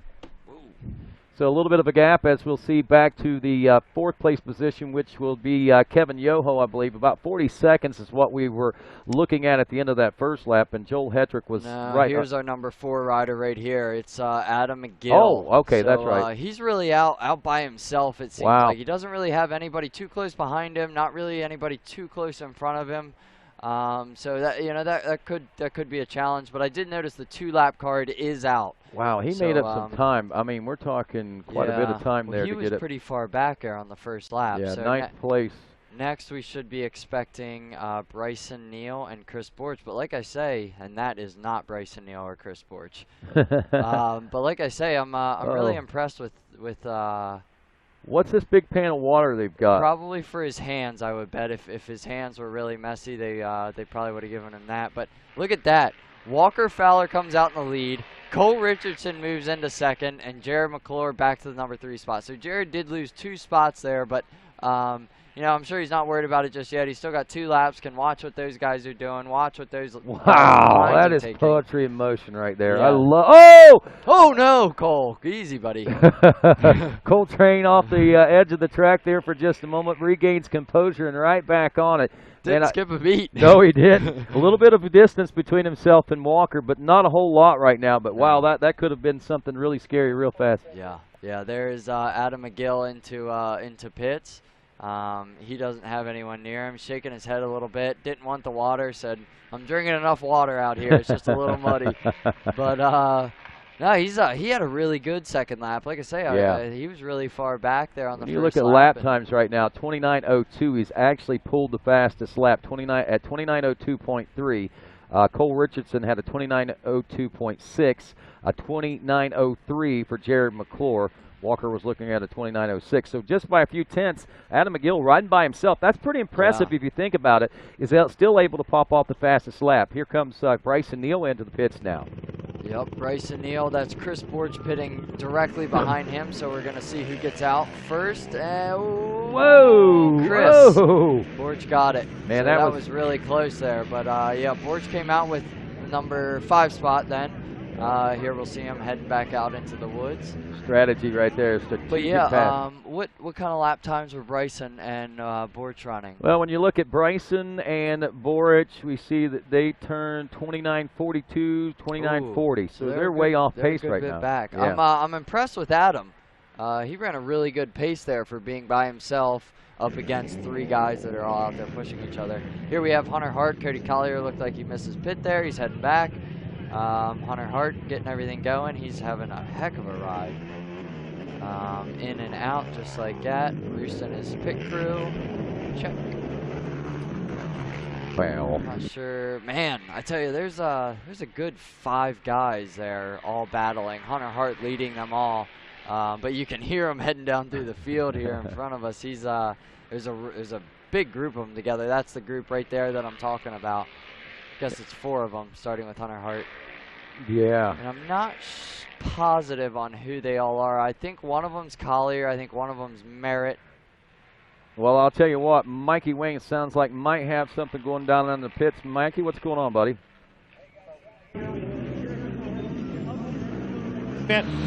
Talk to us about that pit. They came in there. It was him, Walker, the battle as they headed out of the pit. He pulled in to get fuel, and he was leading the race there, and I fueled him up the best we could, but Walker got out ahead of him a little bit there, and I guess I wasn't as fast as I should have been. So It was pretty darn good pit, though. And boy, it has been nuts down here in the pits today. Every rider, every class, XC1, XC2, A's, B's, doesn't matter. They're all going nuts coming through here in the pits. Jared, thank you.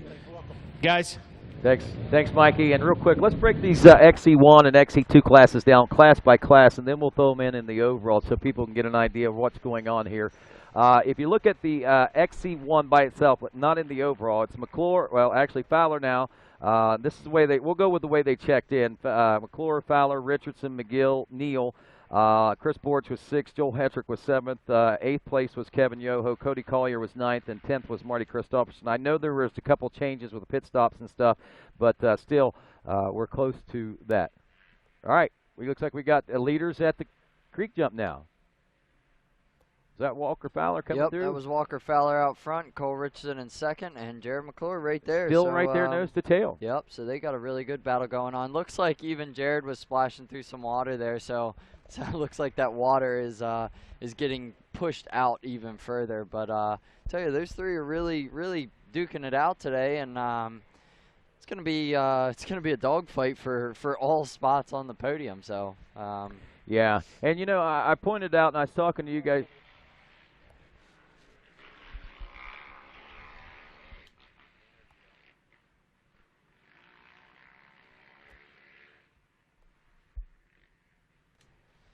There we got Adam McGill coming through in the number 4 spot, giving a little wave to the crowd. Hey, what's up, guys? He's obviously feeling good enough to wave to everybody, and his results are showing. I mean, had a little bit of a slow start, was in the back of the pack, got buried a little bit, but so he's digging himself out pretty good and making a pretty good race of himself.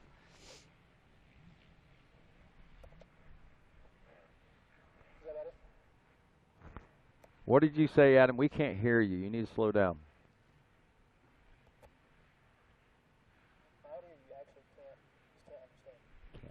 There we have Chris Bortz in the number 5 spot. Bryson Neal right up there behind him.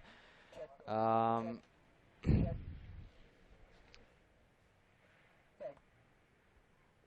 and Bryson together could potentially do some damage, but it looks like I'm going to say that they're going to be together for the rest of the race. The rest of this, well, a little bit less than 2 laps now, but I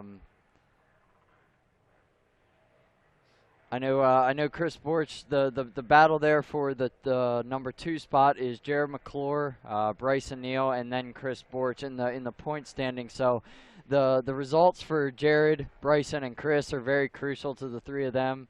I know Chris is just behind Bryson, so even if he beats him by 1 spot, that could be the deciding factor for points.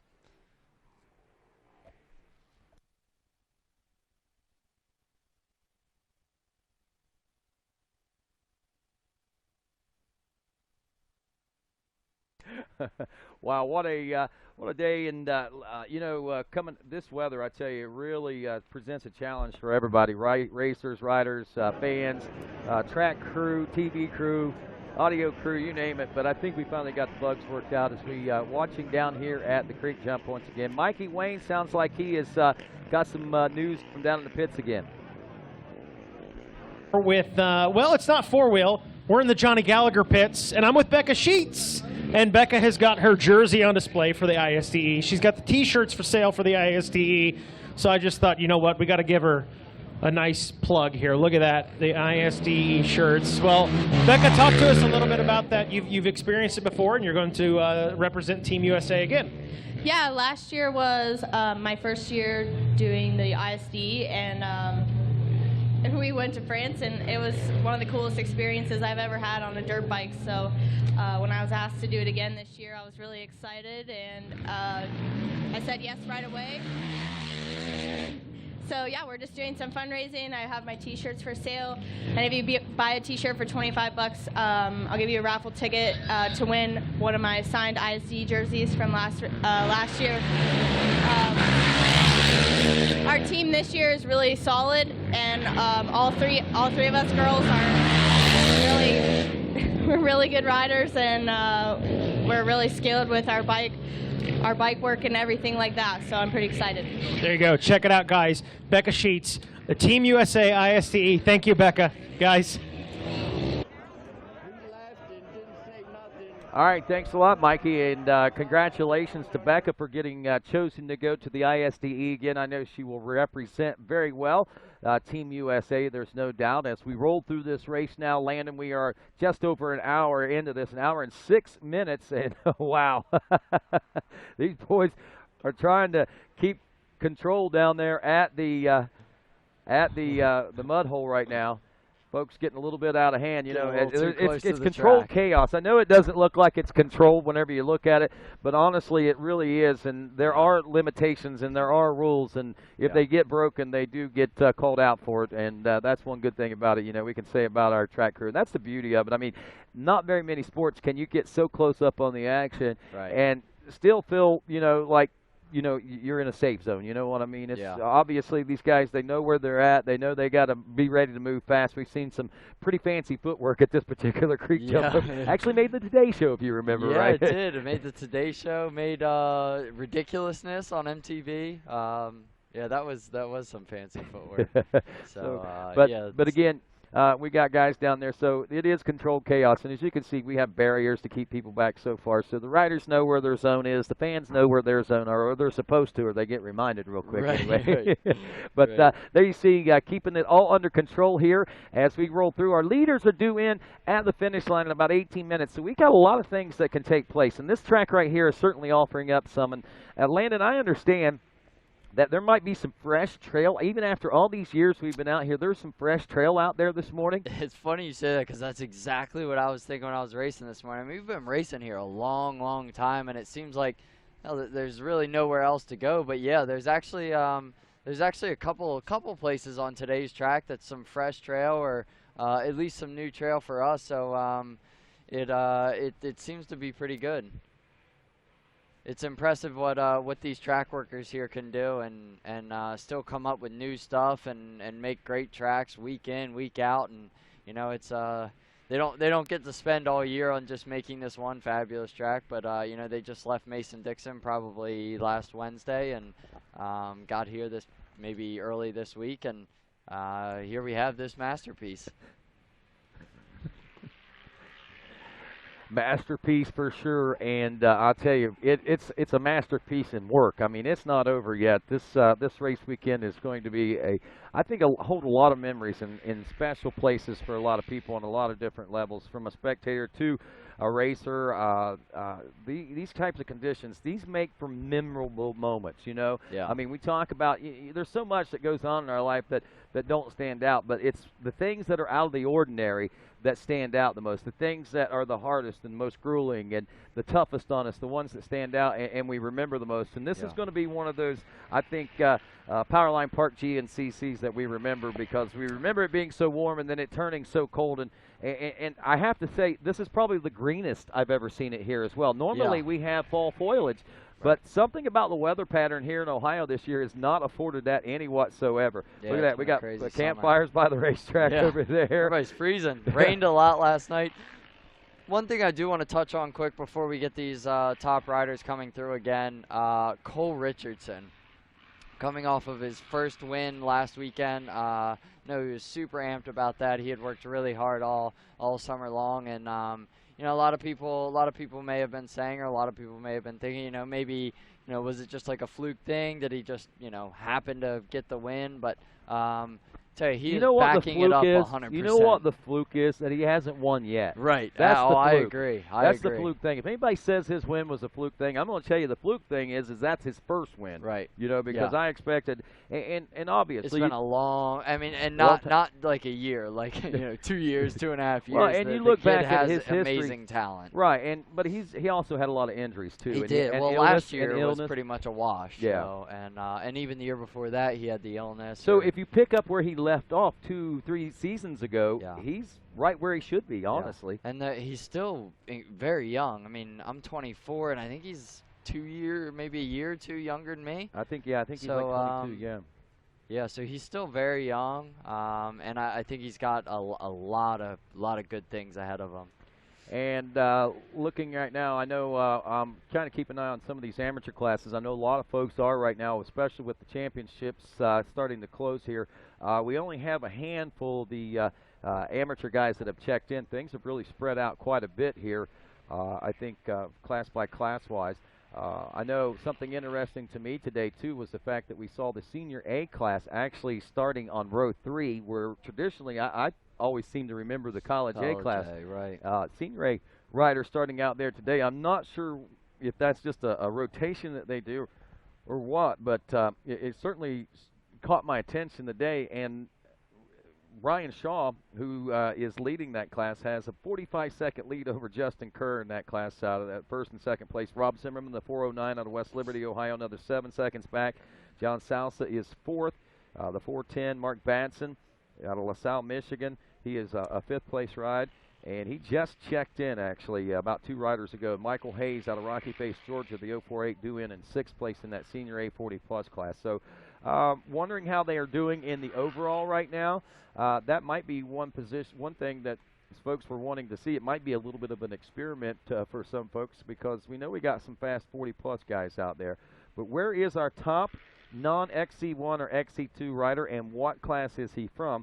We have to scroll all the way back to 26th place overall, and it is Tom, or A.J. Kuntz as we call him here, out of Ortona, Pennsylvania, leader of the Vet A class with Big Papa P, Jeff Pickens, 2.8 seconds back.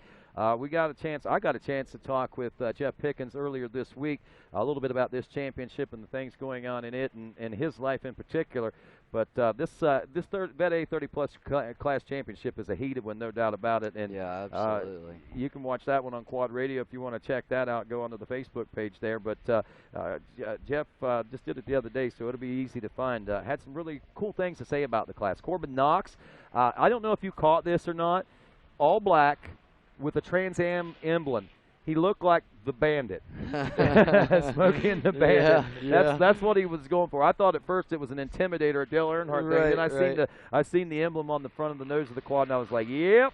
That right there is the Bandit. Looks like we got one of our... That's not Joel, is it? I don't think it's Joel, but it is one of our moto guys, I believe. That might be Brandon Hoag's machine right there. He's a top Pro-Am racer. Yeah, that's not Joel. I believe that's Brandon Hoag's machine. Let's see if we can wipe that number plate. Clean off that number There we go. plate. Yep, that's Brandon Hoag. He's top, I think, Pro-Am rider and Pro Sport rider.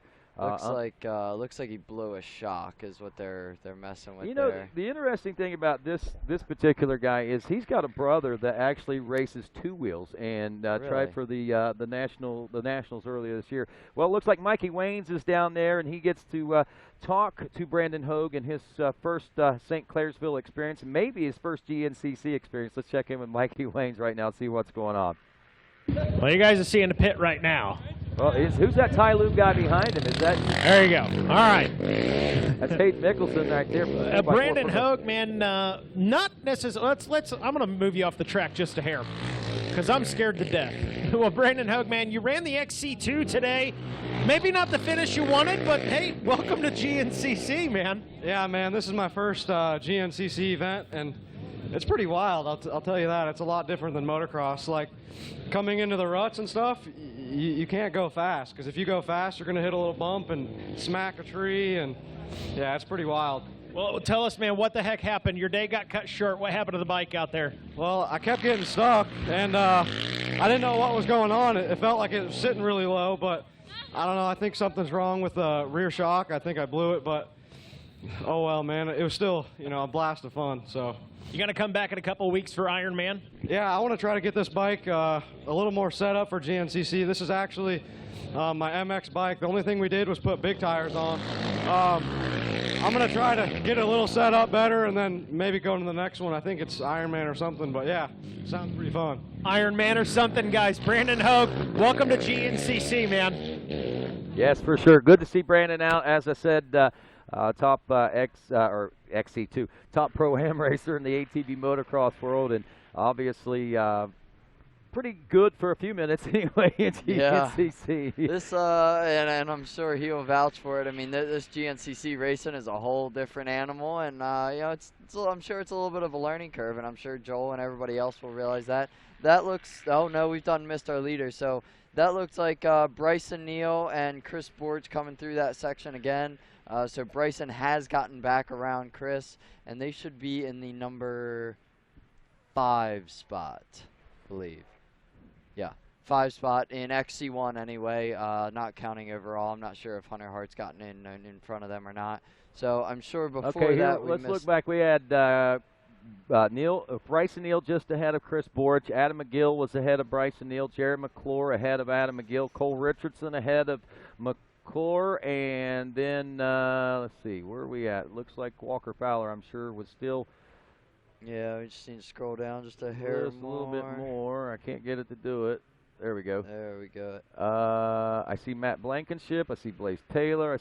I don't see Walker Fowler's name. So Walker Fowler's not on there, but that doesn't mean he's not out there. I'm gonna guess that he's. Yeah. I'm gonna guess that he's still out there. So. Hunter Hart just checking in now there at the 8-mile marker. That's the creek jump, but we're looking at the 8-mile marker transponder reads right now. Right. So we should be seeing those leaders at that first section of the finish line chicane here in maybe a minute or two. So it'll be interesting to make sure that Walker is still out front. But man, some really good racing up there still, because it does tell you the time in between. Yeah, I was just noticing right now we're about, 33 seconds difference, or 27 seconds difference between Hunter Hart and Chris Borch physically on the racetrack right now. Yeah. We see only a second between Marty Christopherson and Cody Collier checking in at the 8-mile marker also there just a moment ago. There's Greg Covert and Josh Merritt checking in as well. They are running about 15 seconds behind. Looks like Christopherson and Collier at the moment. Yeah, so that could end up in a 4-way battle for that spot. And it seems like all 4 of those guys have really been having There's a guy getting spun around, just roosting the crowd. That crowd, if they thought they were going to stay dry and not muddy, man. just got another thing coming, that's for sure. Oh, my. All right, so, oh, no, that's not our leaders just yet. They should be coming down through this field section any minute now. So, trying to figure out where we are. Oops, wrong button. We got a lot of things to look at this week. Want to say thanks to Kirk Sessions and his crew as they are working hard in sport tags, giving us those splits out on the course. We got a lap, I believe we got like several different, like 4 different points that we're actually looking at. We're actually able to see where these riders are at, but first race for that, so yeah, we're muddling through it. Let's put it that way. It's a trial and error. A little bit of pauses there for every trying to figure out the new system. Yeah. So, but I like it. I like the idea that we can keep up with that and like that. I mean, get a time difference. Exactly. On a couple different times on the track is really cool to have. Well, about 7 minutes now before we'll see our leaders checking in. McClure and Fowler at a heated battle with Cole Richardson right there again. Fowler had taken over the lead, and I believe it was Coltrane in second, and McClure dropped the third, if I'm not mistaken. Yeah, that all happened in the pits there. Right, so, and that was a pretty. I don't know if that was strategic, if it just worked out that way. I know that guys go in, they want to get the edge if they can. Yeah. But I don't know if somebody pulled out a stop or something like that, a rabbit out of a hat to make that happen or not. Sometimes people, you know, and I don't know. I doubt that Jared did this, but sometimes it does work in people's advantage to, you know, be in the third place or second place spot on the second to last lap, so they are the one to make the pass and not have all the pressure on them. But I agree, and you know, McClure I think could be one of those guys. And now if he's got a pretty clear racetrack behind him and nobody chasing him, it might be one thing. Right. But I think, you know, Jared his nickname has is Sneaky Snake, exactly. So I mean that kind of plays into his mindset, you know, lay back there, and it's kind of that Chris Borch mindset, the way he used to win all his races, lay back until the last lap, and then Borch on the last lap. We got a Sneaky Snake on the last lap with Jared McClure. So I mean, everybody's got their way of doing it. Walker's one of those guys that likes to just go out and run away with it. Yeah, you know, that's he's never been the one to lay back and never make moves at the end. He if he could win it in the first corner, he'd try to right there. So. No, yeah, it's cool to see. It's interesting, I should say, to see the different ways people go about their racing career and make decisions like that. Well, speaking of racing careers, Walker Fowler has, believe it or not, is on the verge of possibly claiming his 4th championship title here today. Yes. He will do if that happens, he'll do his acceptance speech and all the #1 plates and all the photos and everything. And then he's going to have to try to get over to the side-by-side. He's got a race immediately following the 4-wheel race here. So he'll go into the side-by-sides here soon. So, he's going to be a busy boy if he wins that championship today. Yeah, I know Ironman last year, he hardly made it or he actually missed the start of his race just a little bit. But no, it's like you say, it's going to be tough if he gets that #1 plate to make everything happen. I know he's pretty excited, and like I said, we've had 6 different winners here this season, and we did have a chance to catch up with Walker Fowler. I'm not sure if we've got that ready to go right now or not, but I know he had a lot of okay, we'll catch up with Walker in just a moment. He can talk a little bit about that, things that have been going on this season and what he's obviously hoping for here this weekend. Watching and waiting for our leaders now to check in as we are at the finish line about 4 minutes out before we'll see them crossing the finish line stripe. Again, led by Fowler at last check with Richardson and McClure. And remember last time that we saw the aerial view right after they left the pro pits, we saw Cole Richardson go off the side of the track. Looked like he got out of the beaten path, so to speak, but quickly got back on and regained composure. I don't know if that may have caused a little bit of hiccup in his program and whether or not McClure was able to take advantage of that. But I think at the 8-mile marker, nothing had changed, if memory serves me correct, and I think that it was still McClure behind Richardson. There is Walker Fowler now as he rolls his way towards these final few moments here in lap #3. Man, great racing up front, huh? Yeah. that doesn't look like too much of a gap still between first and second places, I believe. And third, as we saw all three coming through there just a moment ago. McGill about 43 seconds back, but impressive enough.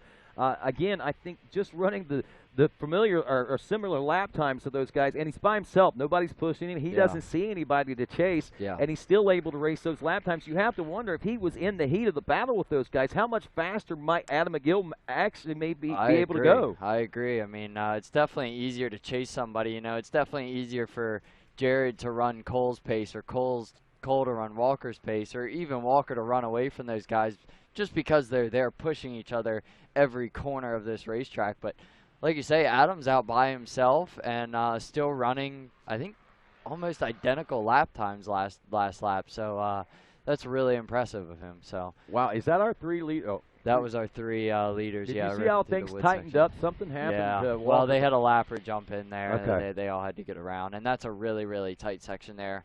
So that was Adam McGill that just came through our camera shot, though. So he's still, I don't know. I doubt he's a minute behind. So that would mean he's still close to that 40 seconds. He's probably we're in that 40-45 second range. So, but here I believe we have a pretty big gap. I mean, Hunter Hart is running the number 5 spot, but the gap from Adam McGill to Bryson Neal, only 41 seconds according to timing and score. Well, actually, no, it's not that big, because there they are. It looks like Chris Borch is without goggles, but that was our number 5 rider, Bryson Neal, and Chris Borch in the number 6 spot. So now we should be waiting on Hunter Hart. Yep, and then Austin Abney about 30 seconds behind him at last check.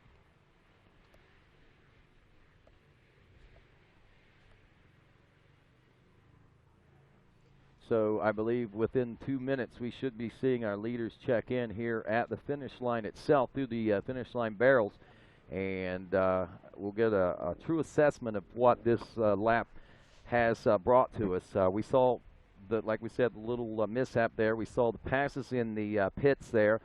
Rather eventful lap, I mean, when you look at the big picture. Yeah, absolutely. And I would expect to see that this next lap is going to be even more eventful. Here in just a minute or two, they're going to be taking that white flag. We have a 3-way battle for the lead. We got Adam McGill out by himself, but then we have Chris and Bryson battling it out for the number 5 spot, and that is not the leaders just yet. But yeah, I think once they go across this finish line, take that white flag, I think game is on. So it'll be interesting to see where people are making passes, if people can make passes, and how it all ends up. So there is the number 1 of Walker Fowler. Walker Fowler nearing 30 minutes from his 4th national championship. If he can hold on to this win, I believe that will secure the deal for him and make it title number 4, and a big win for him.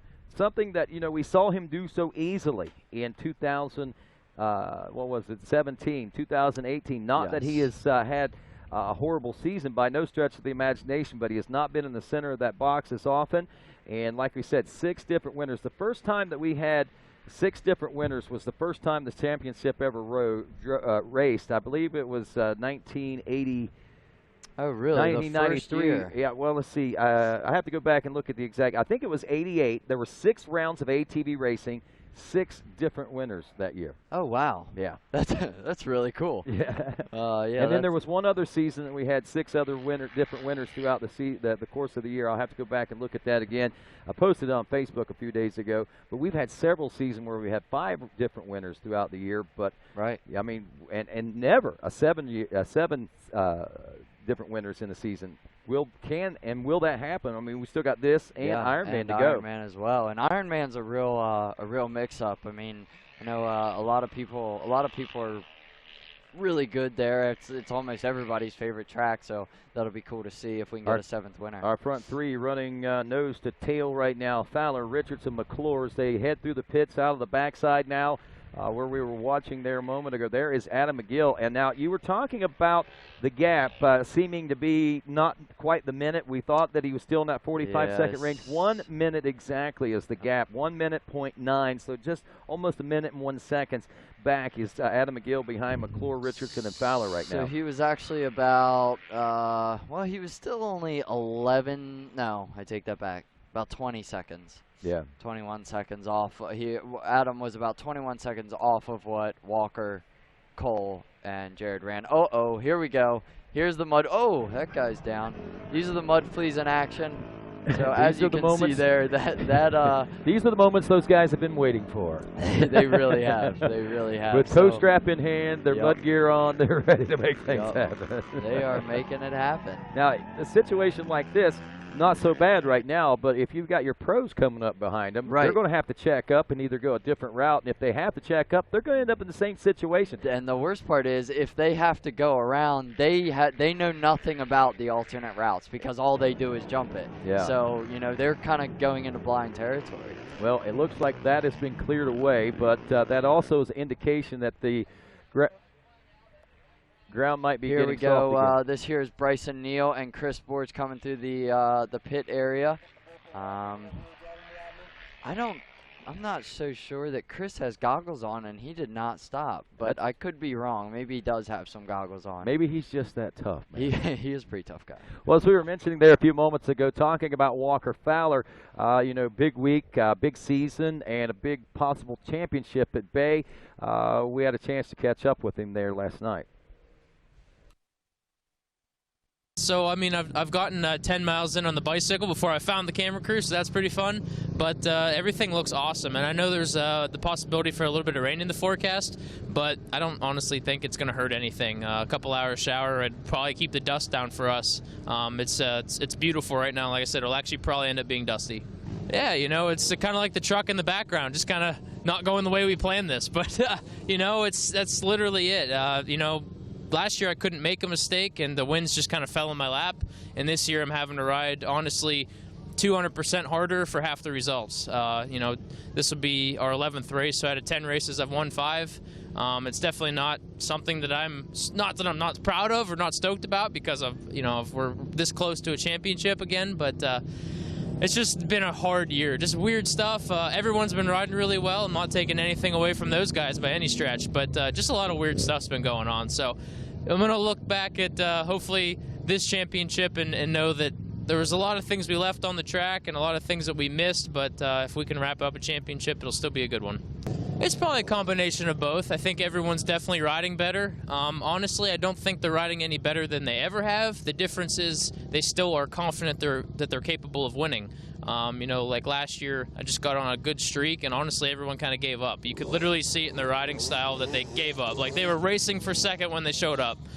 This year, everyone's getting a win, so I think everyone knows that they can get a win, and I would say the top 5 or 6 guys that were capable of wins have gotten them, so I don't know if that means a repeat winner, whether it's me or someone else, or if we're going to see a new face again, you know, Johnny Gallagher, Marty Christofferson, Josh Merritt, any of those guys that pretty much are next in line for the win. We'll see if they can get one.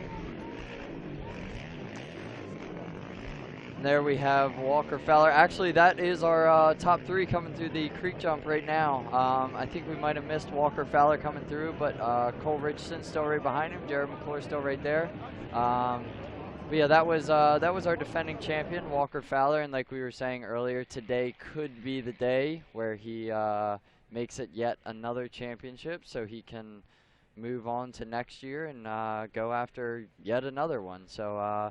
He's definitely on track to not only finishing this race conservatively and in the right position that he needs to be, but he is also on track to bringing him another win, but not without the fight from Cole Richardson, who has won one race now, but that was only 2 weeks ago, and Jared McClure, who is obviously the sneaky snake. Last lap, he's in the number 3 spot and still right there. So. Gonna be good racing down to the finish line. There is Adam McGill coming down to the creek jump, still hanging on to that number 4 spot. It is getting a little tricky there. That landing seems to be giving a couple people some issues, but Adam McGill, as long as he rides a consistent race, I think he'll have no problem holding on to that number 4 spot. Like we were saying earlier, he really is kind of in a no man's land. Yeah, for sure. You know, and Bryson Neal checking in there, it looks like. He's your 5th place ride in that pro class. Chris Boards right behind him, checking in over the creek jump, it looks like. And who do we have coming now? That's got to be Bryson there. It is. Yeah, Bryson Neal. It is, and oh look, stalled it, little stuck. Where is Chris? There's Chris. Yep. So Chris must have stopped and got some goggles at some point. That must have been where that gap came from. There's the conditions that you were talking about. That is starting, and look, 30 minutes, the difference 30 minutes can make. Yeah, it really is incredible how much can change, and it's not the amateur guys that are having problems. Even these these pro guys are struggling a little bit. So yeah, but really, I'm sure that really bums Chris out to see Bryson mess up like that a little bit, because if he wouldn't have had to stop and get goggles, he probably would have been right behind him and could have slipped by him. But that's how it goes, and he's gonna keep working. The boys are having fun, no doubt, down there at the creek jump today, or I guess. Is this a creek jump? That's not even a creek. It's just a really Powerline mud hole. It's the Powerline mud hole. That's all it is. It's just a wet bog area that I think actually we found by mistake. I wonder, and it turned into who this. Found it. Bjorn Hamrick, I believe, is one who found this place. We're going to run right through there. Yeah, and look what it's turned into. It has become an iconic place on the racetrack. Yeah, absolutely.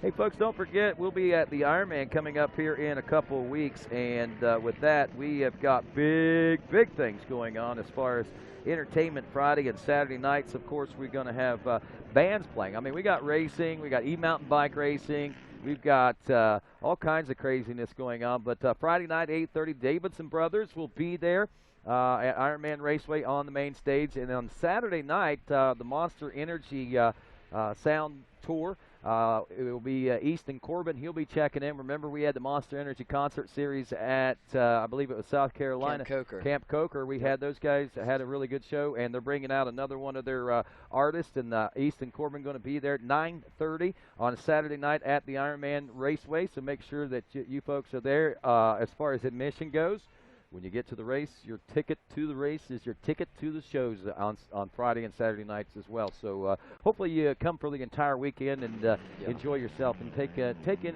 what the entire weekend has to There's offer. Cody Collier jumping into the mud hole. Josh Merritt jumps right past him. Cody Collier has some steam rolling. I believe that's Joel there. I could be wrong, but I believe that might be Joel there behind him, but that is definitely the number 201 of Cody Collier stuck in the mud hole. So, that's a real bummer for Cody, but maybe a lifesaver for Josh and Joel. And looks like we might have had another pro rider sneak by there as Greg well. Covert, I believe, might have gotten by. Yeah. Man, that is a mess. So, yeah, we were saying earlier on in this race that the mud hole is not a problem today. Now look at it. There is Austin Abbey in the XC2. Yeah, and look how much different it is when they land. I mean, it's look how everybody's getting thrown and pitched. And, I mean, it's not. It has nothing to do whether you're pro or amateur. This is just going to be a challenge from this point on. Yeah, and now, I mean, how challenging is the way around? Well, I see a lot of people getting stuck. Yeah, and let's this see what guy right here. It's not going to work, buddy. Nope. And doesn't look like a lot of people have used the alternate line. No, it seems like when we're watching here, it seems like just almost everybody's hitting the jump. So there they are. They got their. I want to know where they got those outfits. I know they came prepared, dressed and prepared for the day. Yeah. Look at that. You got not one but two of those ditches to try to get through if you go through the alternate line. So.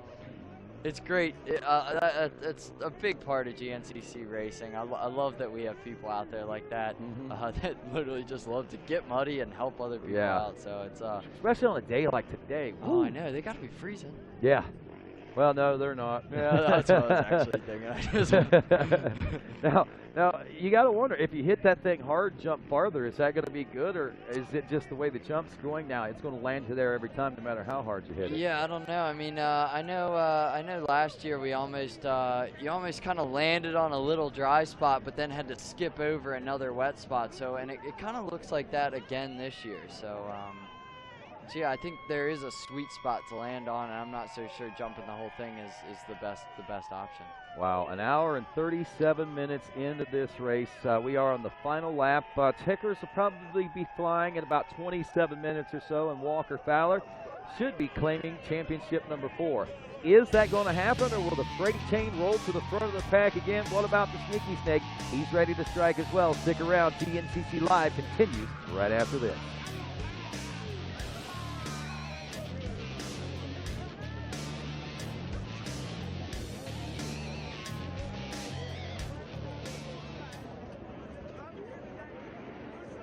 The halfway point is here, and these riders have endured over an hour now of hard battling through the woods at extremely high heart rates, the type the average athlete couldn't even fathom for this level of distance.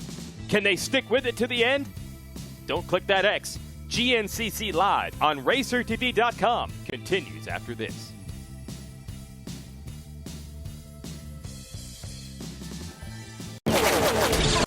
I'm a sore loser. I'm a sore loser.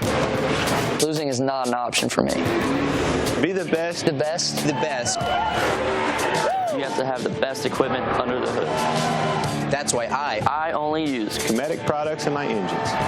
Cometic gasket. Cometic gasket. Cometic gasket.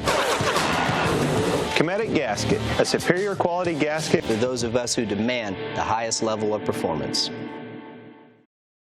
We handle your races, your jumps, and your trails. Isn't it time you give your daily driver the same love? AMSOIL Signature Series Synthetic Motor Oil delivers 75% more engine protection against horsepower loss and wear than required by a leading industry standard.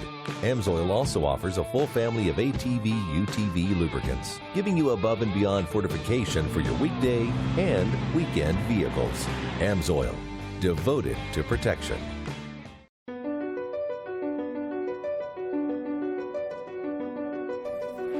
What is your passion? Hitting the perfect line, finding the perfect trail, routing the perfect adventure, or just living and breathing the moto life? Do you feel pride for a job well done after tackling a late night in the shop? Do you enjoy time spent with friends and family in the great outdoors? Spanning over 3 decades, one name has taken the lead for supplying the best powersport parts, accessories, and apparel to fuel your passion. One name that knows it goes beyond getting you the best prices, quickest shipping, or largest selection. One name that builds and innovates for our industry. One name that teaches, helps, and supports our fellow riders, racers, and organizations. We are American Motorcyclists. We are members of the American Motorcyclist Association. Racers, fans, and crew. We come together for this sport we love, to race together, to grow together. We start young and not so young. We race motorcycles and ATVs. We become friends, we become family. We compete for weekend bragging rights and national championships. We make memories on the toughest off-road courses in the country and on the best motocross tracks in the world. Some of us aspire to the speed and poise of road racing or the fierce competitiveness of American flat track. And we honor our greatest champions in the AMA Motorcycle Hall of Fame. Through it all, we cheer, we win, and we lose. We are racing. We are the AMA. Race with us. Be part of the greatest sport in the world. Be an American motorcyclist. Join us today at www.amajoin.com/join-now.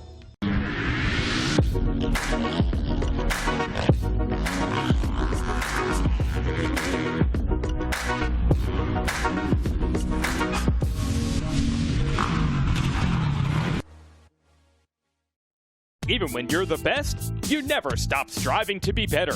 The all-new from the ground up 2019 Yamaha YZ250F is available at LoJack Cycle Sales, alongside the all-new YZ65 and YZ85, and refined YZ450F.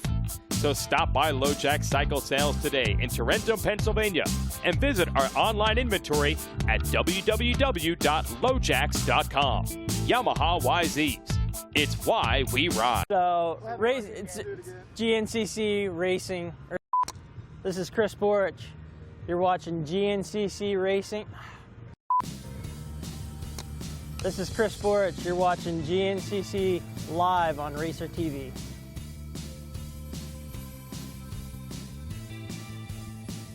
The AMSOIL GNCC series on RacerTV is brought to you in part by AMSOIL, the first in synthetics.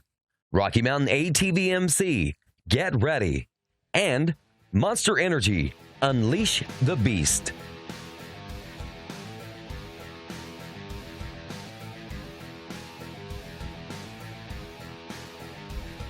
And welcome back to GNCC Live here on RacerTV.com from St. Clairsville, Ohio, and the Powerline Park GNCC. We are in the final stages of our ATV race here on this Saturday afternoon. Walker Fowler continues to lead at last check with Cole Richardson second. Jared McClure was running in the number 3 spot. And we got some changes, it looks like. What's going on? No, I thought that might have been them, but it wasn't. I was just going to say we should jump over to that other program that we have. There he is. There is the number 1 of Walker Fowler. Hammer down, charging onto a hopeful win. Looks like he has actually put a little bit of a gap. Cole Richardson still holding on to number 2, and Jared McClure still right there on Cole. So Walker has put a gap on the number 2 and number 3 spot, but it's still a dogfight for that second podium position. Well, as they continue to muster their way around this racetrack, and Walker Fowler tries to ride toward history, let's check in with our top 3 in all of our classes real quick here. While we do that, we say good day to Landon Wolf, who's going to get ready for the side-by-side race, which is going to be here on Racer TV coming up here shortly. We're going to start with our Senior A class here, and taking a look at Senior A, Brian Shaw leading after 3:45 seconds over Justin Kerr, the 386 in second, and 409 Rob Zimmerman is your third place ride. As we look at the Vet A class coming up next, we'll be seeing a pretty tight battle, if memory serves me correctly, in this one, because we had A.J. Kuntz and Jeff Pickens only just a handful of seconds apart. They're about 9 seconds apart in first and second. Right now it's A.J. Kuntz, Tom Kuntz out front, Jeff Pickens in second. Corbin Knox, the Bandit, running in the number 3 spot. As we look next at the Junior A class, looks like 22-plus class riders. Top 3, Michael McAvoy, the 531 from Chester, West Virginia, leading Josh Haney, the 413 out of Upper Black Eddy, PA, and Dylan Taylor from Fairland, Indiana, rounds out the top 3 in that Junior A class. Now let's go to our College A class, which I'm sure there's a lot of interest in here today, with Eli Kiger leading this one 1 minute and 57 seconds over Seth Wilson. McCain Jennings, the 517, back in the number 3 spot. As we go next to our B classes, let's take a look at these, no rhyme or reason. Top 3 are looking like this. Kevin Hinderleiter out of Slippery Rock, PA, leading Jeff Harvey, the 918, in second out of West Union, West Virginia. And early leader in this class, Daniel Ducato, now back to the number 3 spot aboard the number 391 out of Lansdale, Pennsylvania. As we look next at, looks like going to be College B. Colton Dobbs leading Rhett Cox. We've got about 21 seconds between first and second. Then back to the number 3 spot is Chase Allison, about 56 seconds off pace. And the way things looks like if Dobbs keeps on pace, he should be able to nail this one down pretty good. Junior B class, going to be Caleb Edwards out of Cuba, New York, the 728, leading by about 40 seconds over Alex Elioff. They're due in for their third lap in about 6 minutes, so it's going to be a tight one for them, I think, down to the wire. Justin Miller rounds out the top 3 out of Hughesville, Maryland. As we look at the Bet 30-plus class now, it is Jason Dillard out of Charleston, West Virginia, with a 1 minute and 2 second lead over Rocky Anderson, the 122. And New York, Dave Napo, 1 minute and 30 seconds now, back in that number 3 spot, rounds out your top 3. And that is a look at all of your top 3 podium finishing amateurs right now. As we check back in, check out the big, I love the sweater that the dog's got on, the Great Dane's wearing out there. That looks pretty warm. I almost need that shirt for another layer. I've got 7 layers on today, trying to stay warm, believe it or not. But picking up back out here, this is the 8-mile marker we're watching. And, you know, we were talking with Landon and looking at that finish line and talking about hard-packed and slick and glassy it's starting to look. He said that was the slickest place on the racetrack. But I have to wonder, as this race is wearing on, we're starting to see this field section out near the 8-mile marker start to get a little bit glassy as well. But good thing for a lot of these guys, they come out of that wood, they get a little bit of traction, and they drive a good straight drive down that hill into the next wood section. So regardless if it's slick or not, it shouldn't cause too much of a problem, but it might be more traction than what we're realizing out here at this particular point as well. Like we said, here in Ohio, if you've been around, you know that there's been a lot of rain, not only in the last week or two, but all summer long. a lot of good moisture content in the soil. It is October and fall, and Mother Nature did not decide to bring fall in until yesterday. And wow, we are trying to get acclimated to these cooler temperatures. Looking out around this facility, normally seeing yellows and reds and things like that, some beautiful fall foliage. The trees are still relatively green with the leaves on them right now. It's a little different scenario these riders are faced with as they race here in the soils of St. Clairsville, right on the West Virginia border. Actually, you could just about throw a stone over to Wheeling, West Virginia from where we are right now. There's the alternate line starting to take their tolls. There's the mud fleas doing their job, and looks like GNCC is rolling right along here in this final lap of racing. We're an hour and 48 minutes into the lap, about 7 minutes out before checker flag, and an anticipated another win for Walker Fowler and his fourth title here in GNCC racing. Now Walker's going to have to get fast. He's going to have some championship photos to do, podium presentations, then he's going to have to get dressed and head over to the start line. So wow, we're going to have to be quick on podiums down there today, guys. And he's going to get over to the starting line, and he's going to ride side by side. He's going to race side by sides, which he has actually become quite a bit of a competitor in. So you folks can stick around or join us back again here about 4:30 or so, I think, is when we'll start the side by side racing action. But check it out right here on RacerTV.com. Well, the big news here today, I have to think, is that Joel Hetrick making his way in, and currently he is 12th place overall. A rather impressive ride for his first time ever in a actual GNCC. Now, he raced some locals, he said, but that was getting ready for this particular event. And right now, if you look at the class, he is 10th in class right now. He's 12th place overall, so a commendable ride for the ATV moto guy. We're seeing a lot of those guys make the crossover here late in the GNCC season, since, of course, the ATV moto side of things have concluded for 2018 so far. But wow, what a day. Coming here this morning, it was cold, it was wet, it had been raining overnight. Didn't know necessarily what the conditions were going to be like, especially considering the weather patterns that have been rolling through here over the course of time in the last few months. But this soil here at St. Clairsville holding up nicely. It is certainly meeting and greeting the GNCC Racing Nation with a traditional Powerline power hug there, because wow, it is offering up its challenges today. And it's not over yet. It is not over. It's Walker Fowler 5 minutes out from a checker flag and championship number 4 for this still up and coming rider, believe it or not. The thing is, he's not anywhere near finished. He's got some competition coming in, but nobody can match him consistently.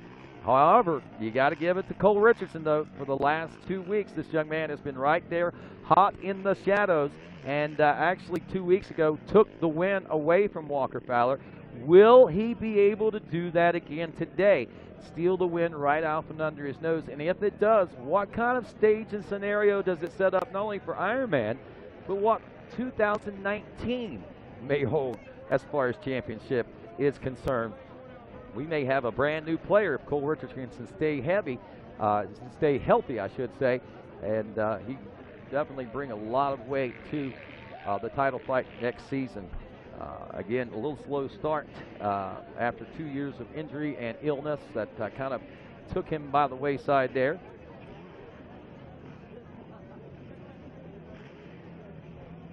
Watching riders check in. I don't know if that's Justin Kerr that's checking in right now or not, one of our 40-plus class riders. I believe that was your senior 40-plus class leader we saw checking in there at the mud hole. Right now, we're waiting patiently for any updates and for any visuals. And there he is. Walker Fowler is out front, and there he is, Coltrane, still in the shadows, it looks like, of the number 1 machine. So it's not over yet for Walker Fowler, and still a little bit of hope in the air there for the 733. There is Jared McClure checking in, I believe, now in the number 3 spot. And our riders are really railing through that final section of race course here. Walker Fowler is on a mission right now. I think he can taste and feel that next championship as we are some 4 minutes or so out. And we're going to have to fly blind probably from this point on as far as timing and scoring is concerned, but that's okay because what we need to see is going to be taking place right here before our very eyes. And it's going to be likely Walker Fowler taking a very huge and monumental win that will put him over the top as far as points go with 1 round of racing left. The buffer zone he would need to clinch the championship here in St. Clairsville.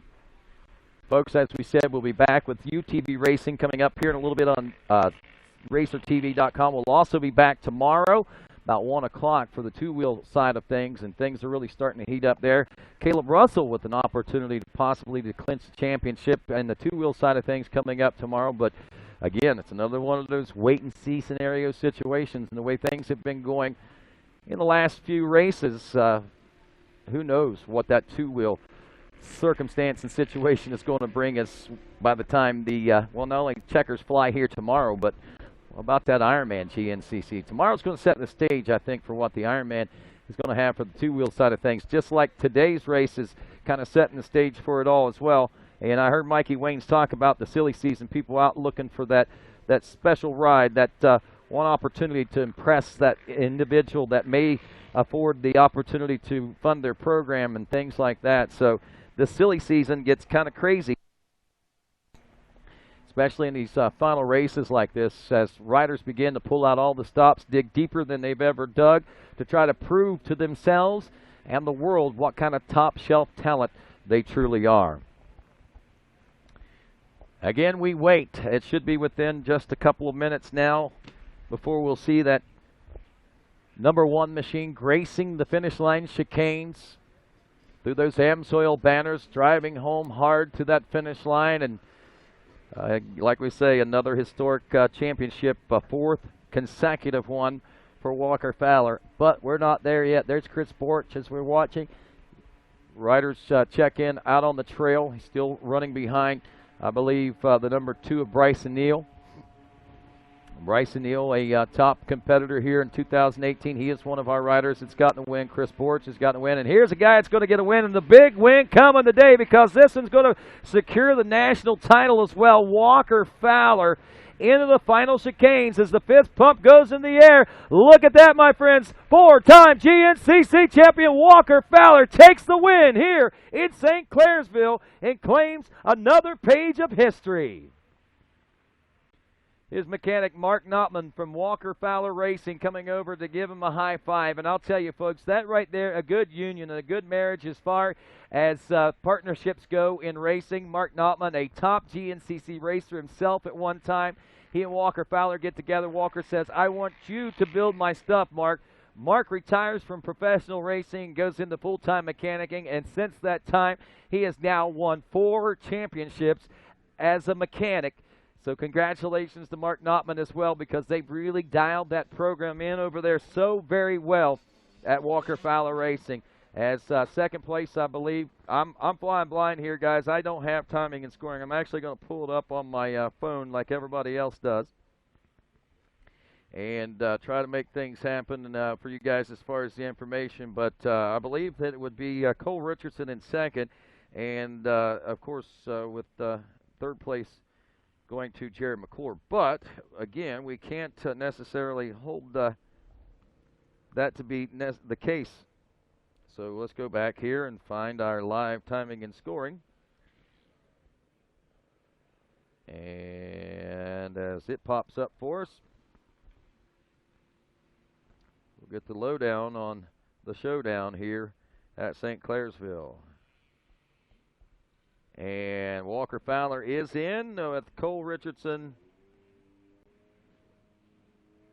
Says still working on lap number 5 according to this right now. So it looks like according to, should be Cole, then Jared McClure. There's Walker Fowler standing by. Look at that. He's cold. He's wet. I think that's his grandma he's talking to right there. And he's got to get dressed and ready to go drive a UTV, a side-by-side coming up here in just a very, very few short moments.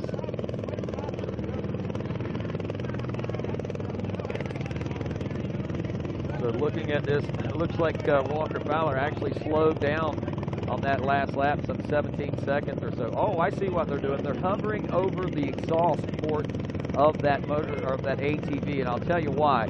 Heat. It's all about the warmth right now. If you're out at the GNCC, you'll see that happening a lot outside during these types of conditions. Folks will hover around generator exhaust. They'll hover around ATV and motorcycle exhaust because those are the only forms of heat.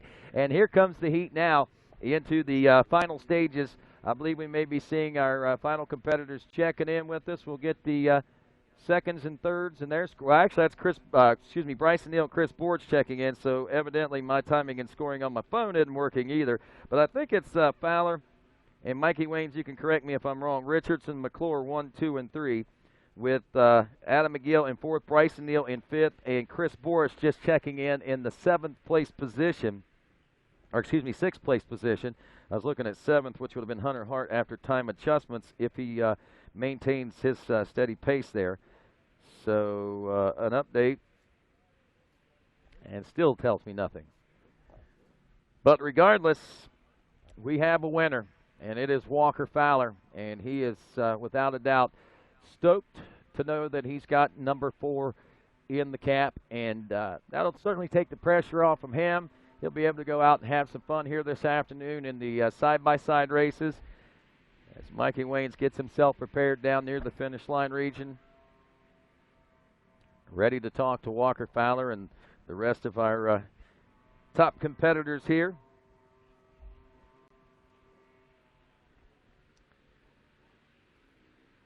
A cold one here in St. Clairsville, but I tell you what, the action on the track, not a bit stale, not a bit cold. It stayed hot all day long. We saw Walker Fowler not being able to distance himself from the pack, as he oftentimes likes to do. Like he said in the early part of the year, the thing is, if those guys can catch him and see him, then they will be able to win. He was so right. He said that so many times. It was almost as if he wrote the book for those guys on how to beat him. They listened, and they started beating him out there on the track and running with him and hanging with him, because he said, if you can just hang with me, you might be able to beat me at the end. And, well, Cole Richardson's figured out the case on how to hang with him. Looks like today as well, our 3rd place rider, Jerry McClure, he's got it all figured out and dialed in himself. He is another rider, if I'm not mistaken, has got a win so far this season of the 6 different individuals that have. And, wow, what a day. What a day, no doubt. Cold temperatures, hot racing, and a champion crown. We crowned a 3-time 4x4 pro champion today in Kevin Cunningham, whom we say congratulations to him after taking the 4x4 class win. Actually, I think he got 2nd in class, as I finished behind Landon Wolf, who was helping us announce here today. But the championship went to him today, to Kevin. So congratulations to him. And championship number 11 for Yamaha Racing GBC tire back Tracy Pickens. She got her 11th national championship in the WXC class. Unprecedented, no doubt. We thought that Barry Hawk's 8 and that, we thought that, and the 9 of Bill Balance, we thought that those were pretty impressive, and they are. But wow, 11 of them now for Tracy Pickens, and 4 of them now for this guy right here, Walker Fowler, who's grabbing gloves and anything dry that he can get his hands on, because he wants to stay warm and he wants to celebrate all at the same time. So we'll try to get a word in with him, with Mikey here in just a second. All right, Mikey. Well, thanks, Rodney. Down here with, quite simply put, 4 in a row, GNCC champion Walker Fowler. It feels so good, and man, is it cool to, it's awesome to win here at Powerline Park. This is our home race, and to have so many friends and family here. To win the race, B, to wrap the championship up this weekend. C, this might be the last time we're ever here. So it's going to be a memorable one. We fought and clawed just all year. These guys were riding so good, and we just had a lot of weird stuff happen. But you know what? Today we had a flawless race, minus a little wet, muddy gloves that kind of got cold hands. I'm going to have to learn how to use the gauntlet system. But man, it feels good. I'm so happy. I'm just happy it's over. Well, Walker, congratulations to you, man. Again, 4th one in a row. How does this one stack up to the rest? This was the hardest one, minus the first one. You know, proving yourself and battling Chris Borich, and you know, Chris trying to dethrone Bill Balance, and Bill Balance trying to dethrone Barry Hawk. That first one's definitely the toughest. I thought the second one would be the hardest, but it kind of came naturally. Last year was so easy that you know, we got spoiled, but this year was tough. Like I said, Adam McGill, Cole Richardson, Bryson Neal, Chris Borich, and Jared McClure. That's the other one. All got wins, and as you can see today, it was a tight race all day between Jared, Cole, and I. And it's been like that all year. I had a few races. I love to get out, break away, have a huge lead. I don't know if I'm going to have that luxury a whole lot longer, so I'm going to have to get used to fight and claw. Like I said, these guys were awesome. It's been awesome for the fans. It's been awesome for our team, and number 4 is over, and I'm so happy. So happy. The celebration is on, my friends. Walker Fowler, your winner and national champion here, 4-time champion at GNCC. Congratulations to you, Walker Fowler, and wow, what an amazing feat. Good to know that, you know, he puts it into perspective how tough it really was. Obviously, dethroning the champ was tough, but this was a tough one for him as well, as he reeled off 5 other names that have won an event so far this season. After last season, Walker went 12 out of 13 races. Amazing feat nonetheless, and like he said, it seemed so easy last year, but boy, the tables turned this year, and like he said, very memorable, and making the statement that this could possibly be the last time that we are here at St. Clairsville. Hopefully that's not the case, but we know how things work out sometimes. And anyway, this guy right here, a 2nd place position, you know, he's got a big smile, and rightfully so. Let's head back down to Mikey Wayne's. Thanks, Rodney. Again, Cole Richardson coming off the win a couple weekends ago. You come out here, man, fighting for another one, ended up in 2nd. That's got to feel pretty good. Yeah, you know, we got off to a decent start, and somebody ran in the 2nd corner, and I think I was sitting 4th, and Chris Borich got around me right before the hill climb and dropped the 5th, and Jared was running really good, you know, and Walker, and I knew if I wasn't able to get around them fast enough, they'd really check out, and I was able to get around Kevin, and Chris actually pulled over to try and pace me to try and get towards the front, and I dropped him, and I just tried charging forward, and I was able to catch these guys, and I wasn't quite able to catch them for the longest time, but they was right in sight, and you know, we came into the pits, and we had a really quick pit stop, and I was able to get out in front of Jared, and Walker was out front, and you know, I tried everything I could to stay with him, but he's riding lap, and I just exerted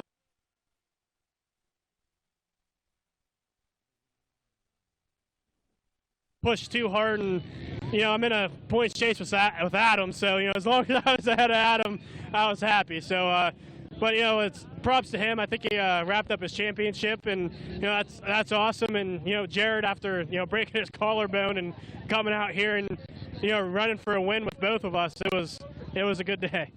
Well, Cole, congratulations, man. Carrying this momentum, clicking off podium finishes, you feel like you're carrying a little momentum into the last round of the season, Ironman? Yeah, you know, I actually, for some reason, Powerline always has, like I said in the last interview, a little bit of bad luck, and I don't know what the heck happened, but I think I hit a stick and ripped my visor off, and then it was up in the air like Ronnie Mack style, and it was all over the place, just catching my head in the wind, and that was able to finally break off, but I just looked like a fast goon out there. But no, Ironman's a great track. You know, most people, like, you know, Walker's locked into his position.